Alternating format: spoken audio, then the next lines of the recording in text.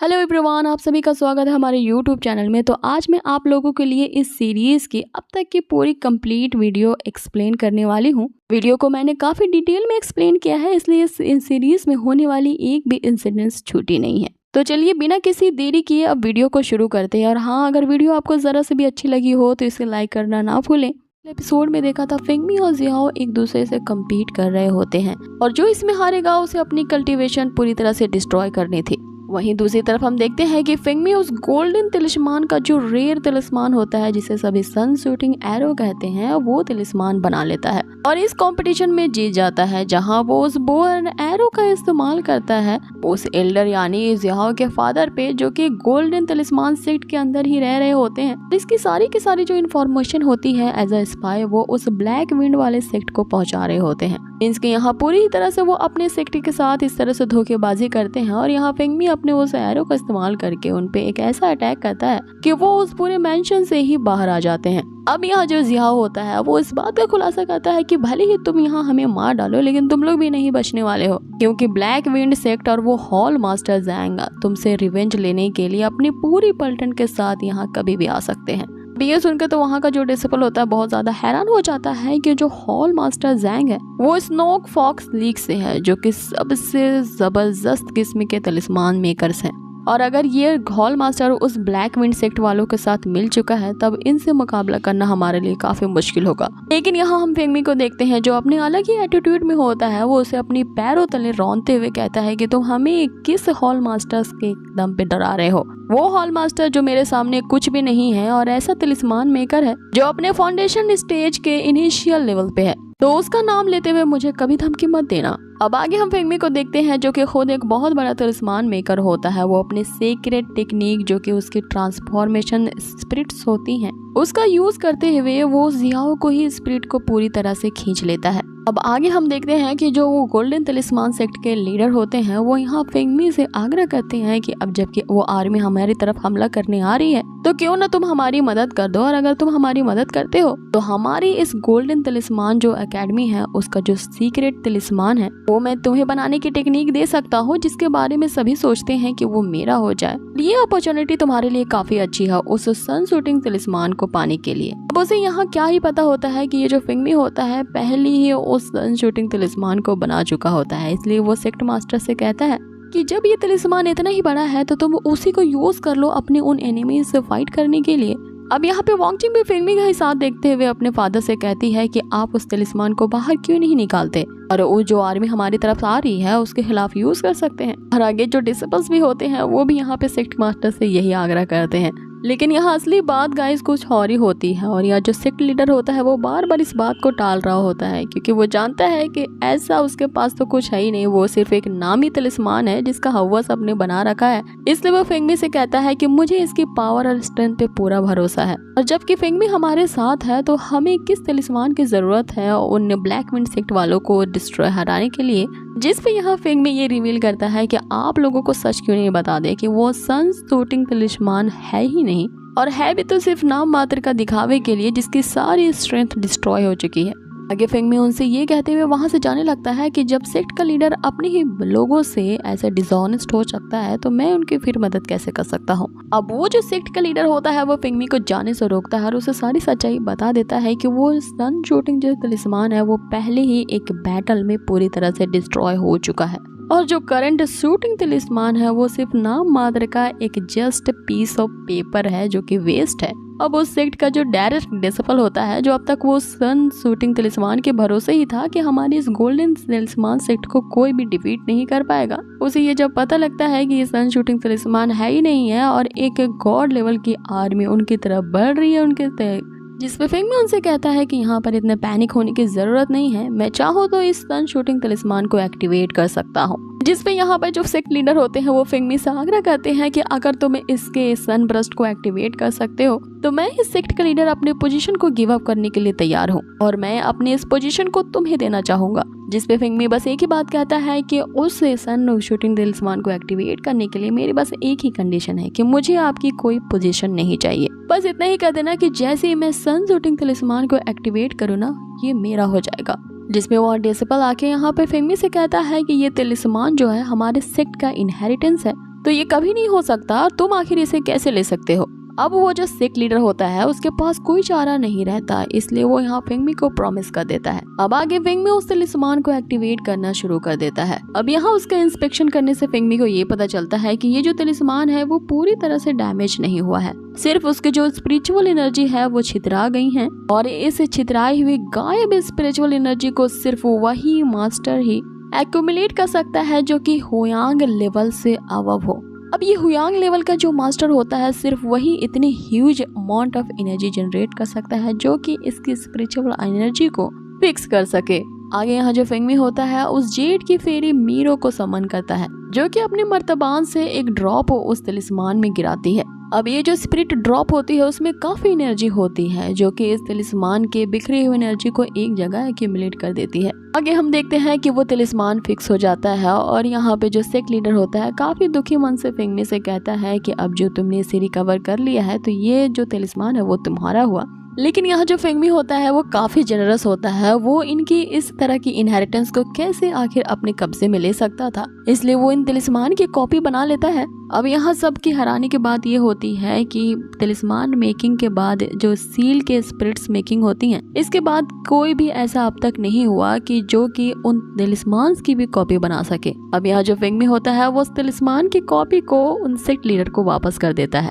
जी अब ये देख के इतने ज्यादा ये लोग खुश हो जाते हैं कि इनकी आंखों में तो आंसू आ जाते हैं, और यहाँ वो फेंगमी का काफी ज्यादा आभार प्रकट करने लगते हैं कि तभी हम देखते हैं कि वहाँ सर्वेंट चीखते चिल्लाते हुए आता है और उन्हें बताता है कि ब्लैक विंड सेट की पूरी आर्मी आ चुकी है जो उनके इस माउंटेन को चारों तरफ से घेर लिया है। अब आगे यहाँ सीन शिफ्ट होता है और हमें दिखाया जाता है उस ब्लैक विंड सेक्ट का जो ग्रैंड मास्टर होता है वो अपनी पूरी पलटन के साथ आ जाता है। आगे वो जो ब्लैक सेट का ग्रैंड मास्टर होता है वो उन्हें ऑर्डर देता है कि जल्द से जल्द अटैक कर दो, जिसपे एक एडलर उससे कहता है तो क्यों ना हम अपने जो 2 स्पाइस है वो उनको अपनी इस आर्मी में शामिल कर ले हमला करने से पहले। तभी वहाँ पर हम देखते हैं कि आसमान से फेंगमी अपेयर होता है जो उनसे कह रहा होता है कि बहुत देर से हम तुम्हारा इंतजार कर रहे थे और क्या तुम इन्हीं दोनों को ही ढूंढ रहे हो। अब ये कहते ही फेंगमी यहाँ जो होता है वो जिया और यहाँ उसके फादर की उन दोनों की लाशों को उनकी तरफ फेंक देता है। अब यहाँ पे हम फेंगमी द्वारा बनाए गए एक विशाल फॉर्मेशन देखते हैं जिनमें स्पिरिचुअल शॉट्स की बारिश हो रही होती है। और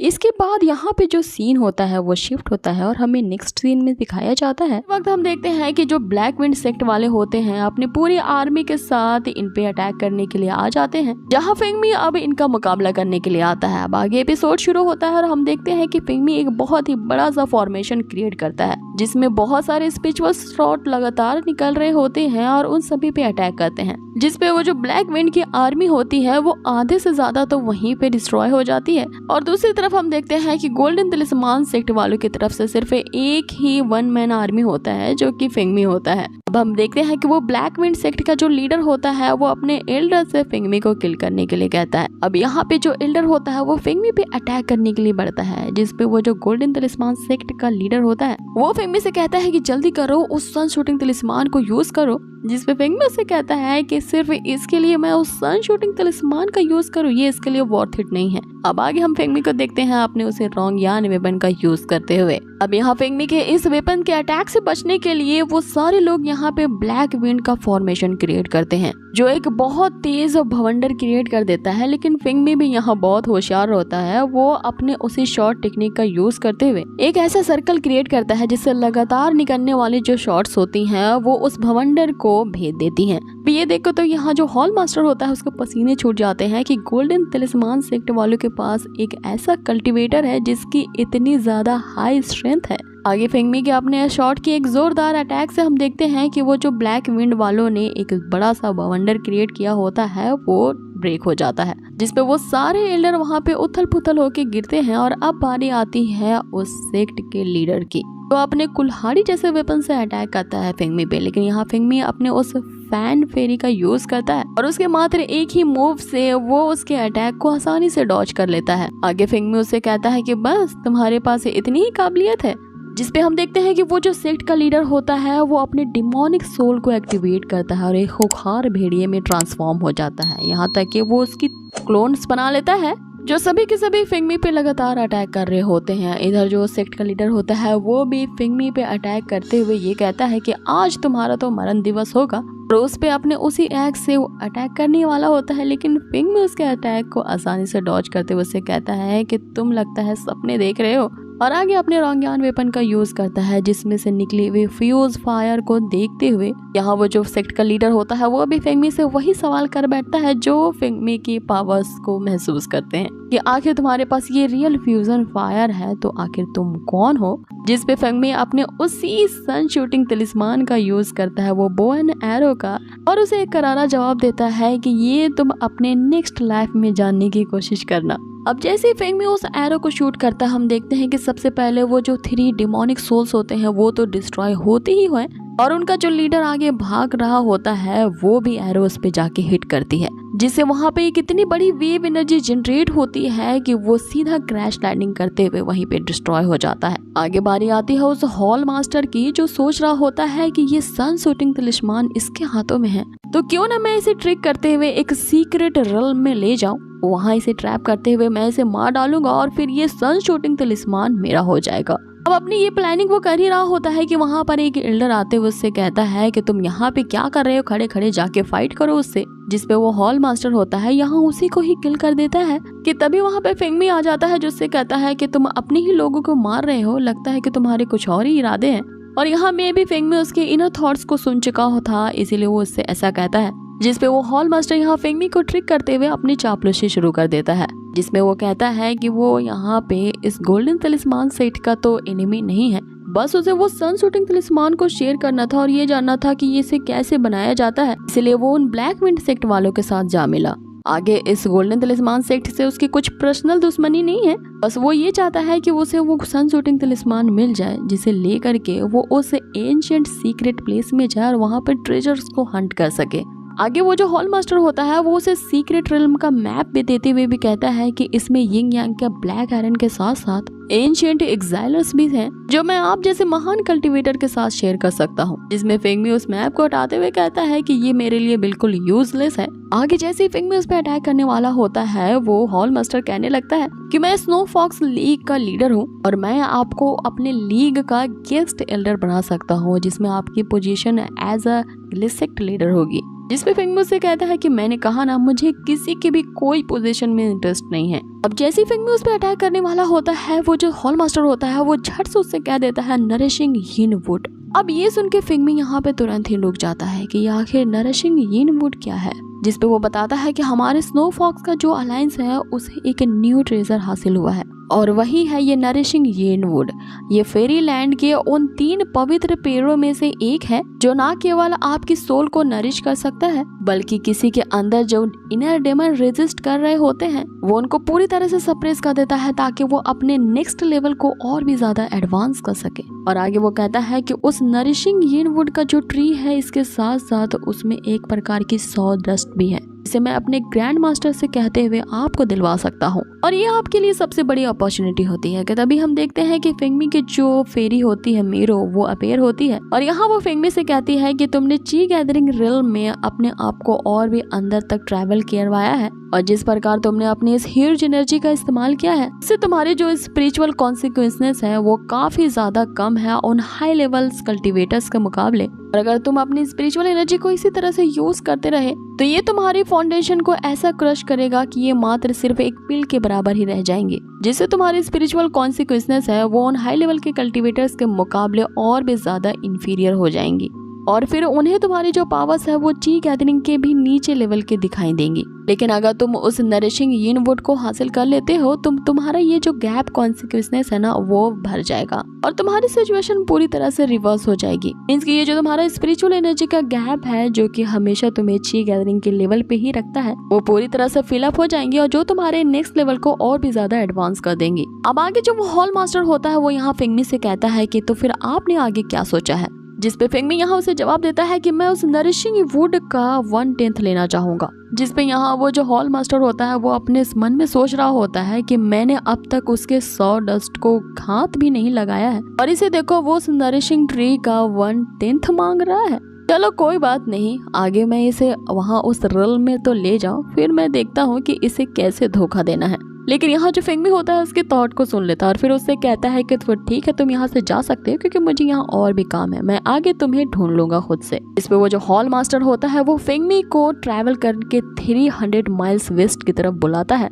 और जहाँ पे फेंगमी को जाना है वो उस प्लेस का नाम लिंगसी वैली बताता है। अब यहाँ वो हॉल मास्टर फेंगमी से कहते हुए कि मैं वहाँ पे आपका इंतजार करूंगा, वहाँ से वो चला जाता है। इसके बाद यहाँ पे जो सीन होता है वो शिफ्ट होता है और हमें नेक्स्ट सीन में दिखाया जाता है। अब यहाँ पे हमारा एपिसोड शुरू होता है जहाँ हम देखते हैं कि ये दोनों बाप बेटी फेंगमी से इस कदर इम्प्रेस हो चुके होते हैं कि वांग जिंग यहाँ फेंगमी की तारीफ करते हुए अपने फादर से कहती है कि सिर्फ वो अकेले फेंगमी ने ही, जो कि 1 मैन आर्मी से कम नहीं है, उसने ब्लैक विंड सेक्ट वालों को इस तरह से डिफीट कर दिया और फेंगमी की पावर्स और स्ट्रेंथ तो इनविंसिबल है जिसे कोई भी नहीं हरा सकता। जिस पे उसके फादर कहते हैं कि तुमने तो बिल्कुल सही कहा और अगर ये बंदा हमारे इस गोल्डन तलिस्मान में हमेशा के लिए रुक जाए तो ये हमारी इस गोल्डन तलिस्मान सेक्ट को आगे फ्यूचर में और भी ज्यादा ऊंचाइयों पर ले जाएगा। लेकिन हमारे पास एक बहुत बड़ी वजह होनी चाहिए उस फेंगमी को हमेशा के लिए हमारे सेक्ट में ही रुकने के लिए। जिस पे यहाँ वांग जिंग तो अपने ही ख्यालों में मगन होती है और फिर शर्माते हुए अपने फादर से कहती है कि मैंने सुना है कि फेंगमी ने अब तक शादी नहीं की है। अब यहाँ जो उसके फादर वो जो मछली पकड़ रहे होते हैं वो जाले में तो फंस जाती है और उसको खींचते हुए यहाँ वो अपनी बेटी से कहते हैं कि मेरा आशीर्वाद तुम्हारे साथ है, तो तुम इस खुशखबरी को जल्द से जल्द उसे क्यों नहीं बता देती। अब ये सुनते ही जो वांग जिंग होती है वो दौड़ते हुए फेंगमी पास जा रही होती है कि तभी वो फेंगमी से टकरा जाती है। कि तभी हम यहाँ देखते हैं कि फेंगमी उसे गिरने से बचा लेता है और ना जाने फेंगमी ने ऐसे कितनी लड़कियों को इस तरह से गिरने से बचाया है जो इन लड़कियों को गलतफहमी का शिकार बना देता है कि फेंगमी भी उन्हें पसंद करता है। बाय द वे अब आगे चलते हैं जहाँ वांग जिंग शर्माते हुए फेंगमी से कह रही होती है कि मुझे नहीं पता था कि तुम यहाँ अचानक से आ जाओगे। अब यहाँ पे फेंगमी उसे एक डिफेंसिव वेपन देते हुए कहता है कि इसे मैंने रिफाइन किया है जो तुम्हें फ्यूचर में आने वाले डेंजर से प्रोटेक्ट करेगा, तो इसे हमेशा पहने रहना। अब इस बात से तो वांग जिंग के दिल में और भी ज्यादा लड्डू फूट रहे होते हैं और वो यहाँ उससे कहती है कि मैं इस ट्रेजर को हमेशा अपने साथ संभाल के रखूंगी और फिर शर्माते हुए अपने फादर के पास चली जाती है कि तभी उसके फादर यहाँ फेंगमी से थैंक यू कहते हैं क्योंकि फेंगमी ने सेक्ट की जो क्राइसिस थी उसे तुरंत ही रिजॉल्व कर दिया। जिस पे फेंगमी उनसे कहता है कि थैंक यू की कोई जरूरत नहीं है, बस इसमें से थोड़ा ही एफर्ट लगा और आप इस सेक्ट के लीडर है तो मुझसे इतना ज्यादा पोलाइट होने की जरूरत नहीं है। अब यहाँ पे फेंगमी के मन की बात बिना जाने हुए वो जो सेक्ट लीडर होते हैं वहाँ पे एक घोषणा कर देते हैं कि आज एक दावत होने वाली है और आज का दिन हमारे लिए बहुत खास है। जिसपे फेंगमी उनसे पूछता है कि आखिर आज ऐसा क्या होने वाला है। तो यहाँ पे जो वो सेक्ट लीडर होता है वो अपने कई सारे सर्वेंट्स को बुलाता है जिनके पास काफी सारे अलग अलग सामान होते हैं और देखने से लगता है कि ये एक शादी का जोड़ा होता है। अब यहाँ पे वो सेक्ट लीडर रिवील करते हैं कि मैं एज अ थैंक यू के लिए बस इतना ही कर सकता हूँ कि अपनी बेटी का हाथ तुम्हारे हाथ में दे सकता हूँ, क्योंकि इससे ज्यादा खुशी के बाद क्या होगी कि तुम दोनों एक अच्छे रिलेशन में बन जाओ। अब यहाँ पे जो सेक्ट लीडर होते हैं इन दोनों की मैरिज का अनाउंसमेंट कर देते हैं जिसपे यहाँ वांग जिंग दिखावे के लिए कहती है कि आपने मुझे पहले क्यों नहीं बताया पिताजी, तो मैं और भी अच्छे से ड्रेसअप हो जाती, मेकअप वगैरह कर लेती। जबकि इस बात की खबर देने वाली ही वांग जिंग होती है अपने फादर को।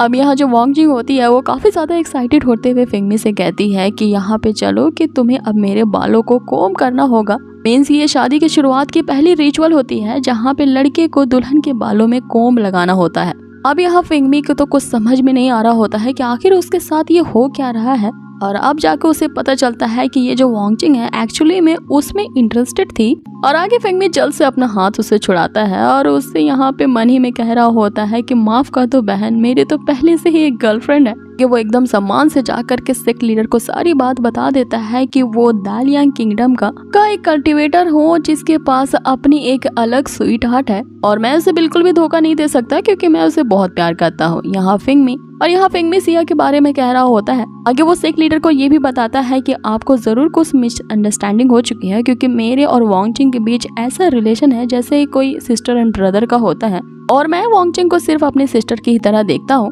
अब ये सुन के तो यहाँ पर बेचारी पूरी तरह से हार्ट ब्रोकन होती है और वांग जिंग को यहाँ तो चक्कर आने लगते हैं और वो सोच रही होती है कि क्या मैं अब तक इसके बारे में कुछ भी नहीं जानती थी। मुझे लगा था कि मैं इस इंसान को पूरी तरह से समझ चुकी हूँ, लेकिन मैं गलत थी। मैं तो उसके रियल नेम को भी अभी सुन रही हूँ। यहाँ पे बेचारी वांग जिंग का बहुत ही बुरा हाल होता है और वो बस यही सोच रही होती है कि अब मैं क्या करूँ। अब अपनी बेटी की इस तरह हालत देख करके वो जो सेक्ट लीडर होता है वो यहाँ फेंगमी से फिर से आग्रह करने वाला होता है कि मेरी बेटी को रिफ्यूज मत करो, कि वांगचिंग उन्हें ऐसा करने से रोकती है और यहाँ फेंगमी से कहती है कि मेरे फादर को गलतफहमी हो गई थी, लेकिन मैं आशा करती हूँ कि तुम मेरे टीचर जरूर बनना चाहोगे। जिसमें फेंगमी उसके इस सजेशन को एक्सेप्ट कर लेता है, ये कहते हुए कि वांगचिंग एक्सट्रीमली टैलेंटेड है और मुझे उसका टीचर बनने में काफी खुशी होगी। अब यहाँ पे वांगचिंग को एक डिसिपल की तरह एक्सेप्ट करने के लिए यहाँ पे एक सेरेमनी ऑर्गेनाइज की जाती है, जहाँ पे काफी सारे लोग उस सेक्ट के मौजूद होते हैं जो आपस में बात कर रहे होते हैं कि सुना है कि इस सेक्ट लीडर की जो डॉटर वांगचिंग है,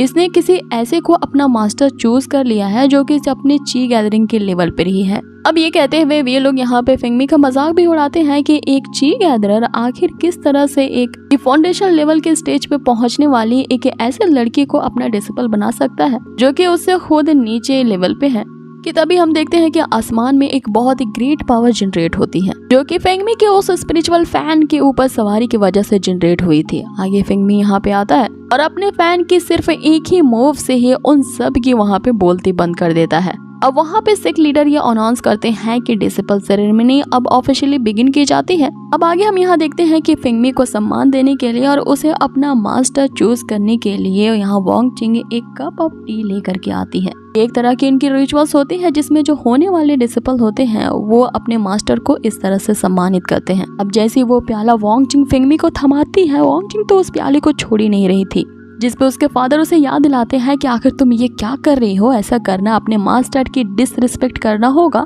जिसपे यहाँ पर वांगचिंग को हम देखते हैं कि वो उस प्याले को तो छोड़ देती है, लेकिन यहाँ मन में सोच रही होती है कि डिसिपल तो डिसिपल ही सही, मैं तुम्हारे साथ तो रहूंगी, भले ही तुम मेरे मास्टर बन गए तो क्या, और बस मुझे एक चांस चाहिए तो मैं कैसे अपने इस मास्टर को अपना बनाती हूँ। अब फेंगमी जो कि सबके मन की बात जान सकता है, ये सुनते ही उसके जो मुंह में चाय होती है वो भी बेचारा निगल नहीं पाता। अब इससे पहले कि फेंगमी उसे और कुछ समझा पाता, यहाँ के जो बाकी के लोग होते हैं वो घुसर पुसर करने लगते हैं कि फेंगमी एज अ एल्डर मास्टर बन चुका है तो उसे तो अपने डिसिपल को ढेर सारे ट्रेजर्स देने चाहिए, क्योंकि ये उनका रिवाज है एक तरह से। और जरा हम भी तो देखें कि ये मास्टर अपने न्यू बनी डिसिपल को क्या ही तोहफा देते हैं। अब ये सुनते ही फेंगमी वहाँ पे टॉप लेवल के स्पिरिचुअल वेपन्स की लाइन लगा देता है, जिसे देखते हो उन सभी के फिर से बोलती बंद हो जाती है, क्योंकि उन्होंने इस तरह का स्पिरिचुअल मोमेंटम पहली बार देखा होता है। अब इन सारे के सारे स्पिरिचुअल वेपन्स को वो वांगचिंग को दे देता है। तब भी ये लोगों की बातें बंद नहीं होती, वो यहाँ कहने लगते हैं कि वांगचिंग ने अभी तक अपने फाउंडेशन लेवल को बिल्डअप नहीं किया है, तो उसके लिए ये सारे स्पिरिचुअल वेपन्स तो मेटल के बराबर ही होंगे, कि बिना उस फाउंडेशन लेवल को अप करते हुए ये सारे के सारे स्पिरिचुअल वेपन्स तो उसके लिए बेकार ही होंगे। अब ये सुनते ही फेंगमी यहाँ वांगचिंग को एक फाउंडेशन बिल्डिंग का पिल देता है, जिसे ऑब्जर्व करते ही हम देखते हैं कि वांगचिंग तुरंत ही अपने फाउंडेशन लेवल पे पहुंच जाती है। जिसपे आगे फेंगमी उससे कहता है कि मैं तुम्हारे साथ हमेशा साइड बाय साइड नहीं रह सकता, इसलिए ये पिल तुम्हारे आगे के लेवल्स को एडवांसमेंट करने के लिए हेल्प करेंगी, जो कि तुम्हारे स्ट्रेंथ को इंक्रीज कर देगी, जिससे तुम आने वाले डेंजर्स से डील कर पाओ। इस पे वांगचिंग उसकी दरिया दिली देख के कहती है कि अब मैं मास्टर को कहीं नहीं जाने दूंगी, वो जहाँ भी जाएंगे मैं उनके साथ जाऊंगी। जिसपे फेंगमी उसे कहता है कि सबसे पहले तुमने अपने फाउंडेशन लेवल को बिल्डअप करना है, उसके बाद हम आगे बात करेंगे कि क्या कर सकते हैं। अब यहाँ वांगचिंग ऑन द स्पॉट ही अपने फाउंडेशन लेवल को बिल्डअप करने लगती है, जिसे देख के सारे हैरान रह जाते हैं, क्योंकि उन्होंने कभी भी किसी को ऐसा करते नहीं देखा है कि ऑन द स्पॉट ही वो नेक्स्ट लेवल पे ब्रेक थ्रू कर पाए। जैसे यहाँ पे वांगचिंग अपने नेक्स्ट लेवल में ब्रेक थ्रू कर पाती है, वो काफी ज्यादा खुश हो जाती है और अपने मास्टर यानी फेंगमी को ढूंढने लगती है, जिसपे उसके फादर उसे बताते हैं कि वो शायद चला गया। ये सुनते ही यहाँ पे वांगचिंग काफी ज्यादा हार्ट ब्रोकन हो जाती है और यहाँ पे सभी लोग उसे तो कांग्रेचुलेट कर रहे होते हैं, लेकिन बेचारी अपने ही ख्यालों में गुम रहती है कि फेंगमी उसे बिना बताए ही इस तरह से अकेले छोड़ के क्यों चला गया। तो गाइस यहाँ वांगचिंग की एक तरफा मोहब्बत के साथ ही हमारे ये एपिसोड का ये पार्ट यहीं पर खत्म। अब यहाँ पे एपिसोड खत्म होता है और हमें अगले एपिसोड में दिखाया जाता है और हमें दूसरी तरफ फेंगमी को दिखाया जाता है, जो सिया से बातें कर रहा होता है अपने मन में ही कि वो उस सन शूटिंग तलिस्मान को हासिल करने के बावजूद भी उस स्पिरिचुअल स्पेस चैनल को ओपन नहीं कर पाया, जिसके थ्रू वो अपने रियल में वापस जा सकता था। लेकिन फिर भी उसे अपनी आगे की जर्नी तय करनी होती है इस उम्मीद पे कि अगर वो उस यिन नामक नरिशिंग वुड को हासिल कर ले, क्योंकि उन 3 पवित्र पेड़ों में से एक है, तो मे भी हो सकता है कि वो इस स्पिरिचुअल टाइम चैनल को ओपन कर पाए और अपने रियल में वापस जा सके। जिसमें हमने पिछले एपिसोड में देखा था कि वो जो हॉल ऑफ एल्केमी का मास्टर होता है मिस्टर जांग ने फेंगमी को इस सैक्रेड ट्री के बारे में बताया होता है, ताकि फेंगमी उसे मारने ना पाए। ये जानबूझ करके उसे ना मारने के लिए एक तरह का लालच दे रहा होता है ताकि वो उस ट्रेजर पैविलियन में उसे ले जा सके और वहाँ पे फेंगमी को ट्रिक करते हुए वो उससे सन शूटिंग के तलिस्मान भी ले ले, साथ ही उस एंशिएंट ट्रेजर में उसे मार भी डाले। लेकिन यहाँ फेंगमी भी कोई कच्चा खिलाड़ी नहीं होता है, वो उसकी माइंड को वही उसी वक्त रीड कर चुका था और यहाँ आगे उस जंगल की तरफ वो जाते हुए सोचता है वो किसी भी हालत में उस यिन नामक नरिशिंग वुड को हासिल कर पाएगा, तभी उसे कोई रास्ता मिल जाएगा अपने रिल में वापस जाने का। यहाँ पे सीन चेंज होता है और हमें उसी अल्केमी हॉल को दिखाया जाता है जहाँ पे एक कपल एक दूसरे से बात कर रहे होते हैं कि वो जो यिन नरिशिंग वुड है इसके तीनों पवित्र पेड़ अब अपेयर हो चुके हैं, तो क्यों ना हम इसकी पावर्स को चुपके से यूज कर ले ताकि हम अमर हो जाएं। अब इनकी इस कॉन्वर्सेशन को उस सेक्ट का लीडर सुन लेता है जो उन पे अटैक करते हुए कहता है कि दफा हो जाओ मेरी नजरों से, क्योंकि वो जो नरिशिंग यिन वुड है वो हमारे लिए काफी मैटर करता है और तुम जैसे लोग इसे कभी भी अफोर्ड नहीं कर सकते। यहाँ ये कपल अपनी इस बदतमीजी के कारण उनसे माफी मांगने लगते हैं, जिसपे वो लीडर इनसे पूछता है कि आखिर वो हॉल ऑफ मास्टर जेन कहाँ चला गया और अब तक उसे यहाँ पे आ जाना चाहिए। जिसपे ये कपल उन्हें बताता है कि वो मिस्टर जेंग उस गोल्डन तलिस्मान सेक्ट गए हैं उस सन शूटिंग तलिस्मान को लाने, जिसपे वहाँ वो सेक्ट का लीडर कहता है कि वो अब भी उस सन शूटिंग तलिस्मान के पीछे पड़ा है जो कि उस गोल्डन तलिस्मान सेक्ट का सिर्फ एक दिखावा और छलावा से ज्यादा कुछ नहीं है और या उसे याद नहीं है कि आज का दिन हमारे लिए कितना इम्पोर्टेंट है। अब ये कहते हुए वो जो सेक्ट का लीडर होता है वहाँ पे एक रिचुअल परफॉर्म करने लगता है जिसपे एक वो बड़े से लकड़ी के टुकड़े को एक फॉक्स की बहुत बड़ी मूर्ति के बीचों बीच रखता है। अब यहाँ पे वो कुछ मंत्रों का जाप करने लगता है जिससे हमें पता चलता है कि वो स्नो फॉक्स लीग के स्नो फॉक्स फेरी को सम्मन कर रहा होता है। यहाँ पर वो उस फॉक्स फेरी को ह्यूमन वर्ल्ड में आने का आह्वान दे रहा होता है, जिसके कारण अब उस बड़े से स्टैचू से एक आवाज आती है जो उसे कहती है कि क्या मैंने जो तुम्हें टास्क दिया था वो तुमने कंप्लीट किया। जिसपे वो लीडर उसे बताता है कि नरिशिंग यिन वुड को हमने ढूंढ लिया है और उन 3 पवित्र पेड़ों के कारण ही बहुत ही जल्द वो स्नो फॉक्स क्लैन जो है ह्यूमन वर्ल्ड में प्रवेश कर जाएंगे। जिसपे वो आवाज उन्हें आगे ये इंस्ट्रक्शन देती है कि वो नरिशिंग यिन वुड का यूज करो एज अ मीडियम और ये तुम्हें 3 दिनों के अंदर ही करना होगा और इसमें तुम्हारे जो फाउंडेशन एस्टैब्लिशमेंट लेवल के जो डिसिपल्स हैं उन्हें तुम रिफाइन करो ताकि वो मेरे ब्लड स्लेव बन जाएं और उन्हीं ब्लड स्लेव्स के कारण हम अपने स्नो फॉक्स ट्राइब के जो स्पिरिचुअल थॉट्स हैं वो इस ह्यूमन वर्ल्ड में ट्रांसफर कर पाएंगे। आगे वो स्पिरिचुअल वॉइस उस लीडर को अपने स्नो फॉक्स क्लैन का एक सैक्रेड ऑब्जेक्ट भी देती है जो कि उनके उस क्लैन का बहुत ही पवित्र ऑब्जेक्ट होता है जो इस लीडर को उस पूरे रिचुअल और एक्ट में काफी ज्यादा पावर्स देंगी। आगे उनके बीच ये भी समझौता होता है कि अगर तुम लोगों ने हमारा ये काम कर दिया तो हमारा ये जो ट्राइब है तुम्हारी काफी ज्यादा मदद करेगा तुम्हारे एडवांसमेंट लेवल में ब्रेक थ्रू करने के लिए। मींस कि यहाँ इन दोनों के बीच एक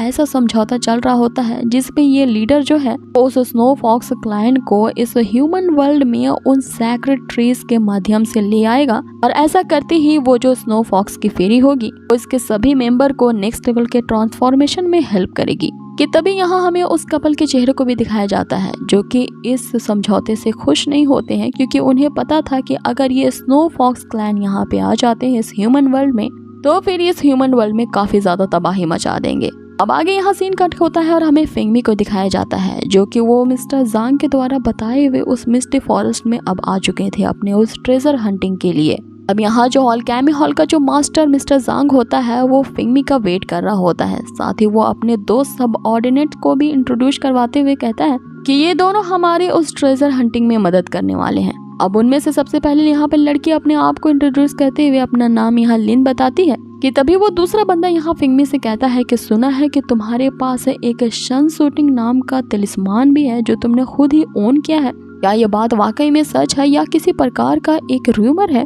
जिसपे फेंगमी उससे कहता है कि अगर तुम्हें इस बात पे कोई शक है तो क्यों ना तुम मेरी पावर्स को यहाँ पे टेस्ट कर लो। जिसपे वो बंदा यहाँ फेंगमी से कहता है कि अरे मैं तो बस यूं ही मजाक कर रहा था, तुम तो खामोखा ही बुरा मान गए। कि अचानक से तभी हम देखते हैं कि उस मिस्टीरियस फॉरेस्ट से एक अजीब सा क्रिएचर बाहर निकलता है जिसके हॉल से ही सारे घबरा जाते हैं। के बाद यहाँ पे सीन शिफ्ट होता है और हमें इसके नेक्स्ट सीन में दिखाया जाता है। एपिसोड में देखा था कि वो जो हॉल ऑफ अल्केमी का मास्टर होता है वो फेंगमी को यिन नरिशिंग वुड नामक ट्रेजर को दिलवाने के लिए उस डेमोनिक वैली के अंदर लाया होता है जहाँ पे उन डेमोनिक बीट्स के आ जाने के कारण वहाँ पे एक गहरा कोहरा छा जाता है अब ये जो वाइल्ड डेमन फॉक्सेस होते हैं ये इंसानों का शिकार करते हैं और उनका यूज करते हुए वो एक प्रकार का एलिक्सर प्रोड्यूस करते हैं, इसीलिए ये डिमोनिक बीस्ट यहाँ पे इन इंसानों का शिकार करने आ चुके थे। अब यहाँ पे वो डिमोनिक बीस्ट इन सभी पे अटैक करते हैं, जिसपे सिवाय फेंगमी के सारे लोग घायल हो जाते हैं। अब यहाँ पे जो हॉल ऑफ अल्केमी का मास्टर होता है वो फेंगमी को जानबूझ करके उस सन शूटिंग तलिस्मान का यूज करने को कहता है। आगे वो इस बात पे यहाँ जोर देते हुए कहता है कि तुम्हारी ये ऑर्डिनरी से स्पेल इस डिमोनिक कोहरे पे कुछ असर नहीं करेंगे जब तक कि तुम उस सन शूटिंग तलिस्मान का यूज नहीं करते। अब वो जो लड़की लिन होती है यहाँ वो भी अपने मास्टर का साथ देते हुए उसे कहती है कि तुम यहाँ पे क्या कर रहे हो, जल्द से जल्द उस सन शूटिंग तलिस्मान का यूज करो, क्योंकि उस तलिस्मान को तुम मल्टीपल टाइम यूज कर सकते हो और अगर तुमने सिर्फ एक ही बार उस तलिस्मान का यूज किया तो ये तुम्हारी सारी स्पिरिचुअल एनर्जी को कंज्यूम करने लगेगा। और अगर इस डिमोनिक कोहरे को यहाँ पे हराना है तो हम सभी को मिल करके साथ में काम करने पड़ेगा, तभी हम उन मॉन्स्टर्स को भी डिफीट कर सकते हैं। जिसमें फेंगमी उन दोनों से कहता है कि तुम लोगों को किसने बता दिया कि सिर्फ तलिस्मान का यूज करके इस डिमोनिक बीस्ट को हराया जा सकता है। आगे हम यहाँ फेंगमी को देखते हैं जो कि अपने सबसे पावरफुल वेपन उस रोंगयान फायर का यूज करता है। यहाँ पे वो अच्छी तरह से उसे कॉपी करना भी जानता था, इसलिए वो अब उस वेपन के 2 कॉपीज क्रिएट करता है और उन दोनों से उन डिमोनिक बीस्ट पे वार करता है, जिसपे वहाँ पे छाई हुई उस इवल धुन के साथ साथ वो जो डिमोनिक बीस्ट होते हैं वो उस एक ही स्ट्राइक में वहाँ डिस्ट्रॉय हो जाते हैं। इस चीज को देखते ही ये दोनों यहाँ पे आश्चर्यचकित रह जाते हैं कि इस बंदे में तो काफी टेरिफिंग स्ट्रेंथ है और मुझे इससे होशियार रहना चाहिए, क्योंकि मैंने लगता है कि इसे अंडर एस्टिमेट कर लिया है। अब ये कहते हुए वो जो हॉल ऑफ अल्केमी मास्टर होता है वो यहाँ डिटरमाइन हो जाता है कि वो किसी भी हालत में उससे सन शूटिंग तलिस्मान को निकलवा के रहेगा और ताकि वो फेंगमी इसे खुद ब खुद उस हॉल ऑफ अल्केमी मास्टर को हैंड ओवर कर दे। अब आगे उनकी ट्रेजर हंटिंग की जर्नी कंटिन्यू होती है, जहाँ पे वो एक बहुत ही एंशिएंट बिल्डिंग में रुकते हैं। यहाँ पे उन्हें एक फेरी का स्टैचू दिखता है और अचानक से वहाँ पे बहुत सारे पेटल्स नजर आते हैं और देखते ही देखते वो पेटल्स एक फेरी के स्पिरिट में ट्रांसफॉर्म हो जाते हैं। अब ये जो फेरी होती है वो गॉडेस ऑफ अर्थ होती है। यहाँ पे वो इन चारों की तरफ घूमते हुए फेंगमी के पास जब पहुंचती है तो वो उससे कह रही होती है कि मुझे बहुत खुशी हुई कि तुम यहाँ पे आखिरकार आ गए। और जैसे ही वो स्पिरिट हम देखते हैं कि उस स्टैचू के अंदर चली जाती है, वहाँ पे एक फॉर्मेशन क्रिएट होता है जिससे वहाँ पे एक गुलाबी कलर का धुंध छा जाता है और ये धुंध जो है सबको अपने वश में करने लगता है सिवाय फेंगमी के। और हम देखते हैं कि वे तीनों आपस में ही लड़ने लगते हैं। मीन्स के इस धुंध ने सिवाय फेंगमी के इन तीनों को अपने वश में कर लिया होता है, जिससे ये तीनों एक दूसरे के खून के प्यासे हो जाते हैं और एक दूसरे पे ही अटैक करने लगते हैं। अब यहाँ फेंगमी उन तीनों को रोकता है और उन्हें होश में लाने के लिए उन तीनों में से जो एक मेल होता है उसे एक जोरदार थप्पड़ जड़ देता है। लेकिन यहाँ सबसे अजीब बात यह होती है कि उसके गालों पे जो थप्पड़ पड़ता है उसके निशान बहुत छोटे हाथ के होते हैं, जो लगता है किसी बच्चे ने उसे थप्पड़ मारा है।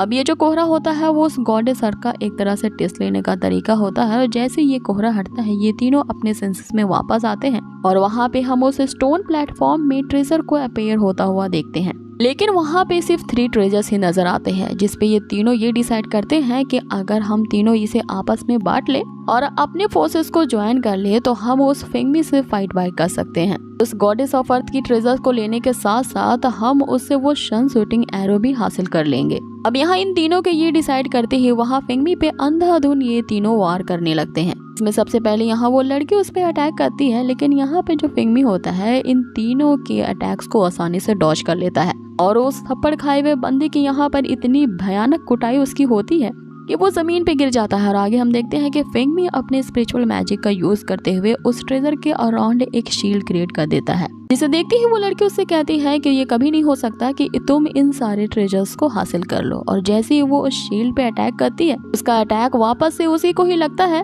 जिसपे फेंगमी उन सभी से कहता है कि अगर तुम लोग मेरे साथ इस तरह का व्यवहार करना चालू रखते हो फिर मैं तुम लोग के साथ यहाँ पे जो करने वाला हूँ इसके लिए मुझे ब्लेम मत करना। और ये जो यहाँ पे ट्रेजर्स अपीयर हुए हैं इसके बारे में डोंट इवन थिंक कि तुम इसका 1/3 हिस्सा भी लेने के काबिल हो। जिसपे वो हॉल ऑफ अल्केमी मास्टर यहाँ कहता है कि अगर तुम अपनी मर्जी से वो सन शूटिंग तलिस्मान हमें दे देते हो तो फिर मैं इन दोनों लोगों से अपनी फोर्सेस को ज्वाइन नहीं करूंगा और बिना हम तुम्हें किसी प्रकार की हानि पहुंचाए इस केव के जितने भी ट्रेजर्स है वो तुम्हें दे देंगे। जिसपे फेंगमी उसे कहता है कि चाहे तुम इन दोनों के साथ अपनी फोर्सेस ज्वाइन करो या ना करो, मुझे कोई फर्क नहीं पड़ता। जिसपे वो हॉल ऑफ अल्केमी मास्टर उससे कहता है कि तुम्हारी ये मजाल ये कहने की, अगर तुम खुद से वो सन शूटिंग तलिस्मान मेरे हवाले नहीं करते हो तो फिर मैं देखो कि मैं तुमसे उसे कैसे जबरदस्ती ग्रैब कर लेता हूँ। और आगे वो कहता है कि फिर मैं तुम्हें किल कर दूंगा और तुम्हारी जो बॉडी होगी उसे हम अपने सेक्ट ले जाएंगे ताकि तुम्हारी बॉडी को ब्लड स्लेव बनाया जा सके। और जैसे ही कोई कल्टीवेटर ब्लड स्लेव बनता है, वो जो स्नो फॉक्स फेरी होती है उसे धीरे धीरे करके खाती है।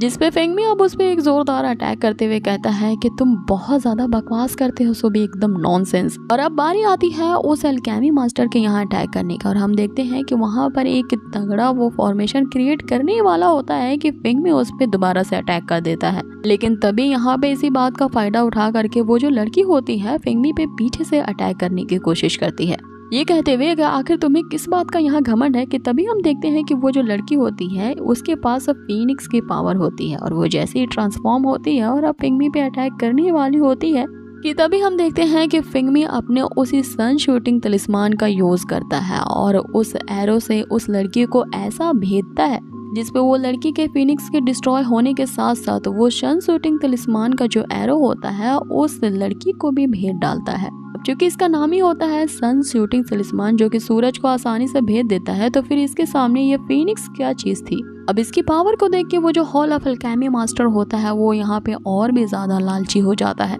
और वो अब किसी भी हालत में उस सन शूटिंग तलिस्मान को पाना चाहता था। इसीलिए वो अपने फिर से पावरफुल फॉर्मेशन को क्रिएट करता है, और यहाँ हम देखते हैं कि इस फॉर्मेशन के अंदर उसके काफी एंशिएंट ट्रेजर्स होते हैं जो कि उसके नेचुरल वेपन्स होते हैं। अब यहाँ पे हम देखते हैं कि वो फिर से फेंगमी को यही धमकी दे रहा होता है कि जल्द से जल्द वो तलिस्मान मुझे दे दो, तभी मैं यहाँ तुम्हारी जान को बख्श दूंगा, वरना मेरे ये जो एंशिएंट वेपन्स है इनके पावरफुल स्ट्रेंथ से तुम यहाँ आज नहीं बच पाओगे। और फिर हमें यहाँ पे उस एंशिएंट वेपन की झलक दिखाई जाती है जहाँ पे 5 एनिमल्स के स्पिरिचुअल ट्रेजर्स होते हैं, जिसमें से एक लायन होता है, एक ड्रैगन, एक बैट, एक फीनिक्स और एक रोबोट काइंड ऑफ ट्रेजर होता है। लेकिन इससे पहले कि वो इन सभी से यहाँ पर फेंगमी पे अटैक कर पाता, हम देखते हैं कि हमारी ये पार्ट यहीं पे फिनिश होता है। तो गाइस एपिसोड यही खत्म होता है और हम अगले एपिसोड की शुरुआत में देखते हैं अल्केमी मास्टर होता है यहाँ पे फिर से लंबी चौड़ी बकवास के साथ फेंगमी को फिर से धमकियां दे रहा होता है, जिसपे फेंगमी उससे कहता है कि तू वाकई में बहुत बकवास करता है और अगर तुम में इतनी ही एबिलिटी है तो और मेरे पास से वो सन शूटिंग तलिस्मान को ग्रैब कर लो। अब इस पे वो मास्टर अपने वेपन्स को ये ऑर्डर देता है कि वो जाके सीधा फेंगमी पे अटैक करे, और सबसे पहला अटैक करने वाला उसका ड्रैगन वेपन होता है जो फेंगमी पे अटैक करने वाला होता है। फेंगमी यहाँ उसके अटैक से बचने ही वाला होता है कि तभी हम देखते हैं कि उसका दूसरा वेपन जो कि फीनिक्स होता है वो यहाँ उस पे अटैक कर देता है। अब आगे हम देखते हैं कि जैसे ही फेंगमी कोई मूव ट्राई करने वाला होता है, वो जो रोबोट ट्रेजर होता है वो उसका हाथ को टाई कर देता है, जिससे फेंगमी यहाँ पे चारों तरफ से घिर जाता है और उसे पहली बार लगता है कि वो अब इन एंशिएंट वेपन से चारों तरफ से घिर गया है और यहाँ वो आसानी से हार जाएगा। अब आगे हम देखते हैं कि वो जो अल्केमी मास्टर होता है अब अपना नेक्स्ट मूव जैसे ही ट्राई करने वाला होता है कि उसके बीच में वो बंदा आ जाता है और वो वहाँ उससे कहता है कि थोड़ी मुझे भी फाइटिंग करने दो क्योंकि हमने अपनी फोर्सेस को ज्वाइन कर लिया है। अब यहाँ पे वो भी मैदान में कूद जाता है और हम देखते हैं कि उसके पास एक बहुत बड़ी स्पिरिचुअल बेल होती है, जिसे वो एक्टिवेट करते ही फेंगमी को उस बेल के अंदर ले लेता है ताकि यहाँ जो फेंगमी के स्पिरिचुअल रूट्स हैं वो पूरी तरह से उस बेल के अंदर डिस्ट्रॉय हो जाए। लेकिन यहाँ हमें गूंजती हुई आवाज सुनाई देती है जो कि फेंगमी की ही होती है और वो उससे कह रहा होता है कि मुझे कुछ भी असर नहीं हो रहा है। आगे हम देखते हैं कि फेंगमी अपने उसी सन शूटिंग तलिस्मान का यूज उस बेल के अंदर करता है, जिससे सबसे पहले वो बेल डिस्ट्रॉय होती है और उसके साथ साथ जो बंदे ने इसे एक्टिवेट किया था ये जो एरो होती है वो सीधा उसके छाती के आर पार जा गिरती है, जिससे उसके चेस्ट पे एक बड़ा सा होल हो जाता है और यहाँ पे लास्टली उसके अंतिम शब्द यही होते हैं कि आखिर ये कैसे हो सकता है, ये तो इम्पॉसिबल है। अब आगे हम यहाँ देखते हैं कि वो अल्केमी मास्टर फिर से अपने एंशिएंट वेपन को ऑर्डर देता है कि वो एक साथ जाके फेंगमी पे अटैक करें और वो सारे एंशिएंट वेपन उस पे अटैक करने वाले होते हैं कि तभी हम देखते हैं कि फेंगमी का जो 5 एलिमेंट एग होता है वो एक्टिवेट हो जाता है, जिसे फेंगमी और सिया ने मिल के हासिल किया होता है जब वो उस एंशिएंट बैटलफील्ड में होते हैं। यहाँ फेंगमी इसे देख करके बहुत ज्यादा हैरान हो जाता है क्योंकि वो अपने इस ट्रेजर के बारे में तो भूल ही चुका था। यहाँ हम देखते हैं कि वो 5 एलिमेंट एग में एक ऐसी डिफेंस पावर होती है जो फेंगमी को इस तरह से खतरे में देखते हुए अपने आप ही एक्टिवेट हो जाती है।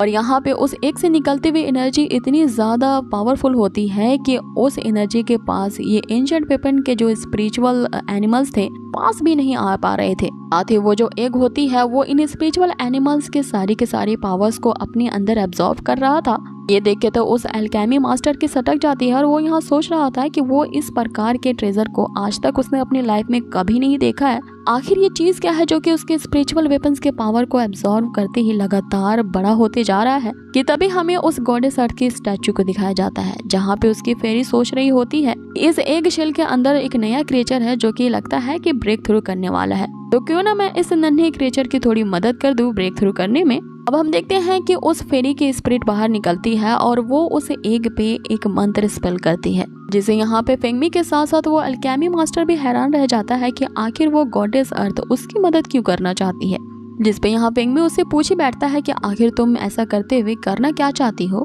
जिसे वो फेरी की स्पिरिट उससे कहती है कि तुम्हें आगे पता चल जाएगा और इसके लिए मुझे थैंक्स कहने की कोई जरूरत नहीं। अब ऐसा कहते हुए उस फेरी की स्पिरिट वापस से उस स्टैचू के अंदर चली जाती है। इधर हम उस 5 एलिमेंट एग को देखते हैं जिसमें लगातार हलचल होने लगती है और अचानक से वो ब्रस्ट आउट कर जाता है, जिससे निकलती हुई एक तेज एनर्जी के कारण उस एंशिएंट वेपन के सारे स्पिरिचुअल एनिमल्स जो होते हैं वो वहीं पे डिस्ट्रॉय हो जाते हैं। अब अचानक से ये एनर्जी और भी ज्यादा बढ़ती है और हम देखते हैं कि उस अंडे में से एक स्पिरिचुअल क्रिएचर बाहर निकलता है जो कि एक 5 एलिमेंट बीस्ट होता है। अब ये एक प्रकार का फेंगमी का स्पिरिचुअल पेट होता है, जिसे वो हॉल ऑफ अल्केमी मास्टर जैसे ही उसे मारने वाला ही होता है कि फेंगमी उस पे अपनी तलवार तानते हुए कहता है कि इसके बारे में सोचना भी मत। तभी हम देखते हैं कि वो जो स्पिरिचुअल पेट होता है अचानक से आ करके उस हॉल ऑफ अल्केमी मास्टर पे अटैक करता है और उसके इस अटैक से यहाँ वो हॉल ऑफ अल्केमी मास्टर समझ जाता है कि ये जो स्पिरिचुअल पेट है वो फाउंडेशन बिल्डिंग के स्ट्रेंथ के साथ ही बॉर्न हुआ है।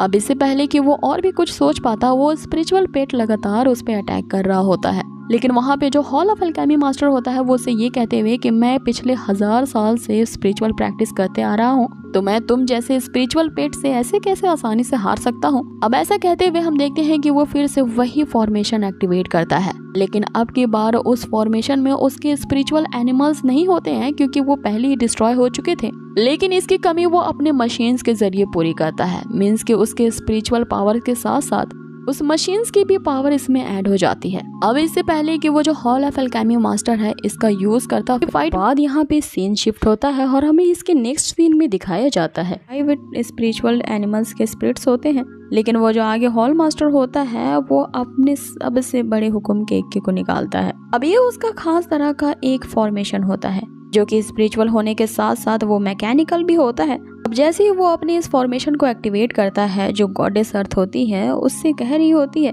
कि तुमने 300 साल तक अपनी कल्टीवेशन की प्रैक्टिस की, फिर भी मैं तुम्हें बता दूं कि तुम इस यंग कल्टीवेटर का मुकाबला नहीं कर सकते। अपने भविष्य के बारे में भी जान लो कि तुम यहाँ पे मारे जाओगे, इसलिए बेटर यही होगा कि अभी सही वक्त है यहाँ से चले जाओ। लेकिन अगर मैं तुम्हारी जगह होती तो मैं तो ये भी नहीं करती, क्योंकि मैं फिर दूसरों के सामने किस मुंह से जाती। एक 300 साल से प्रैक्टिस करने वाला कल्टीवेटर किस तरह से एक ऐसे कल्टीवेटर से हारा गया जो कि सिर्फ अपने ची गैदरिंग के लेवल पे है। यहाँ वो फेंगमी की बात कर रही होती है। अब उस गॉडेस अर्थ की ये बातें उस हॉल मास्टर को और भी ज्यादा क्रोधित कर देती हैं। इस पे वो अपने मशीनिक फॉर्मेशन को ऐसी फिजिकल स्ट्रेंथ इंक्रीज कर देता है जो कि उसके प्रीवियस एंशिएंट ट्रेजर से भी ज्यादा पावरफुल होता है। आगे वो यहाँ पे एक इवल काइंड ऑफ हंसी देते हुए फेंगमी से कह रहा होता है कि तुम इस मशीनिक फॉर्मेशन का प्रहार नहीं सह सकोगे और ये आज तुमको किल करके ही रहेगा। तो दूसरी तरफ हम देखते हैं कि उसी गॉडेस अर्थ को जो यहाँ फेंगमी से कह रही होती है कि तुम डरो मत क्योंकि मैंने उसका भविष्य देखा है,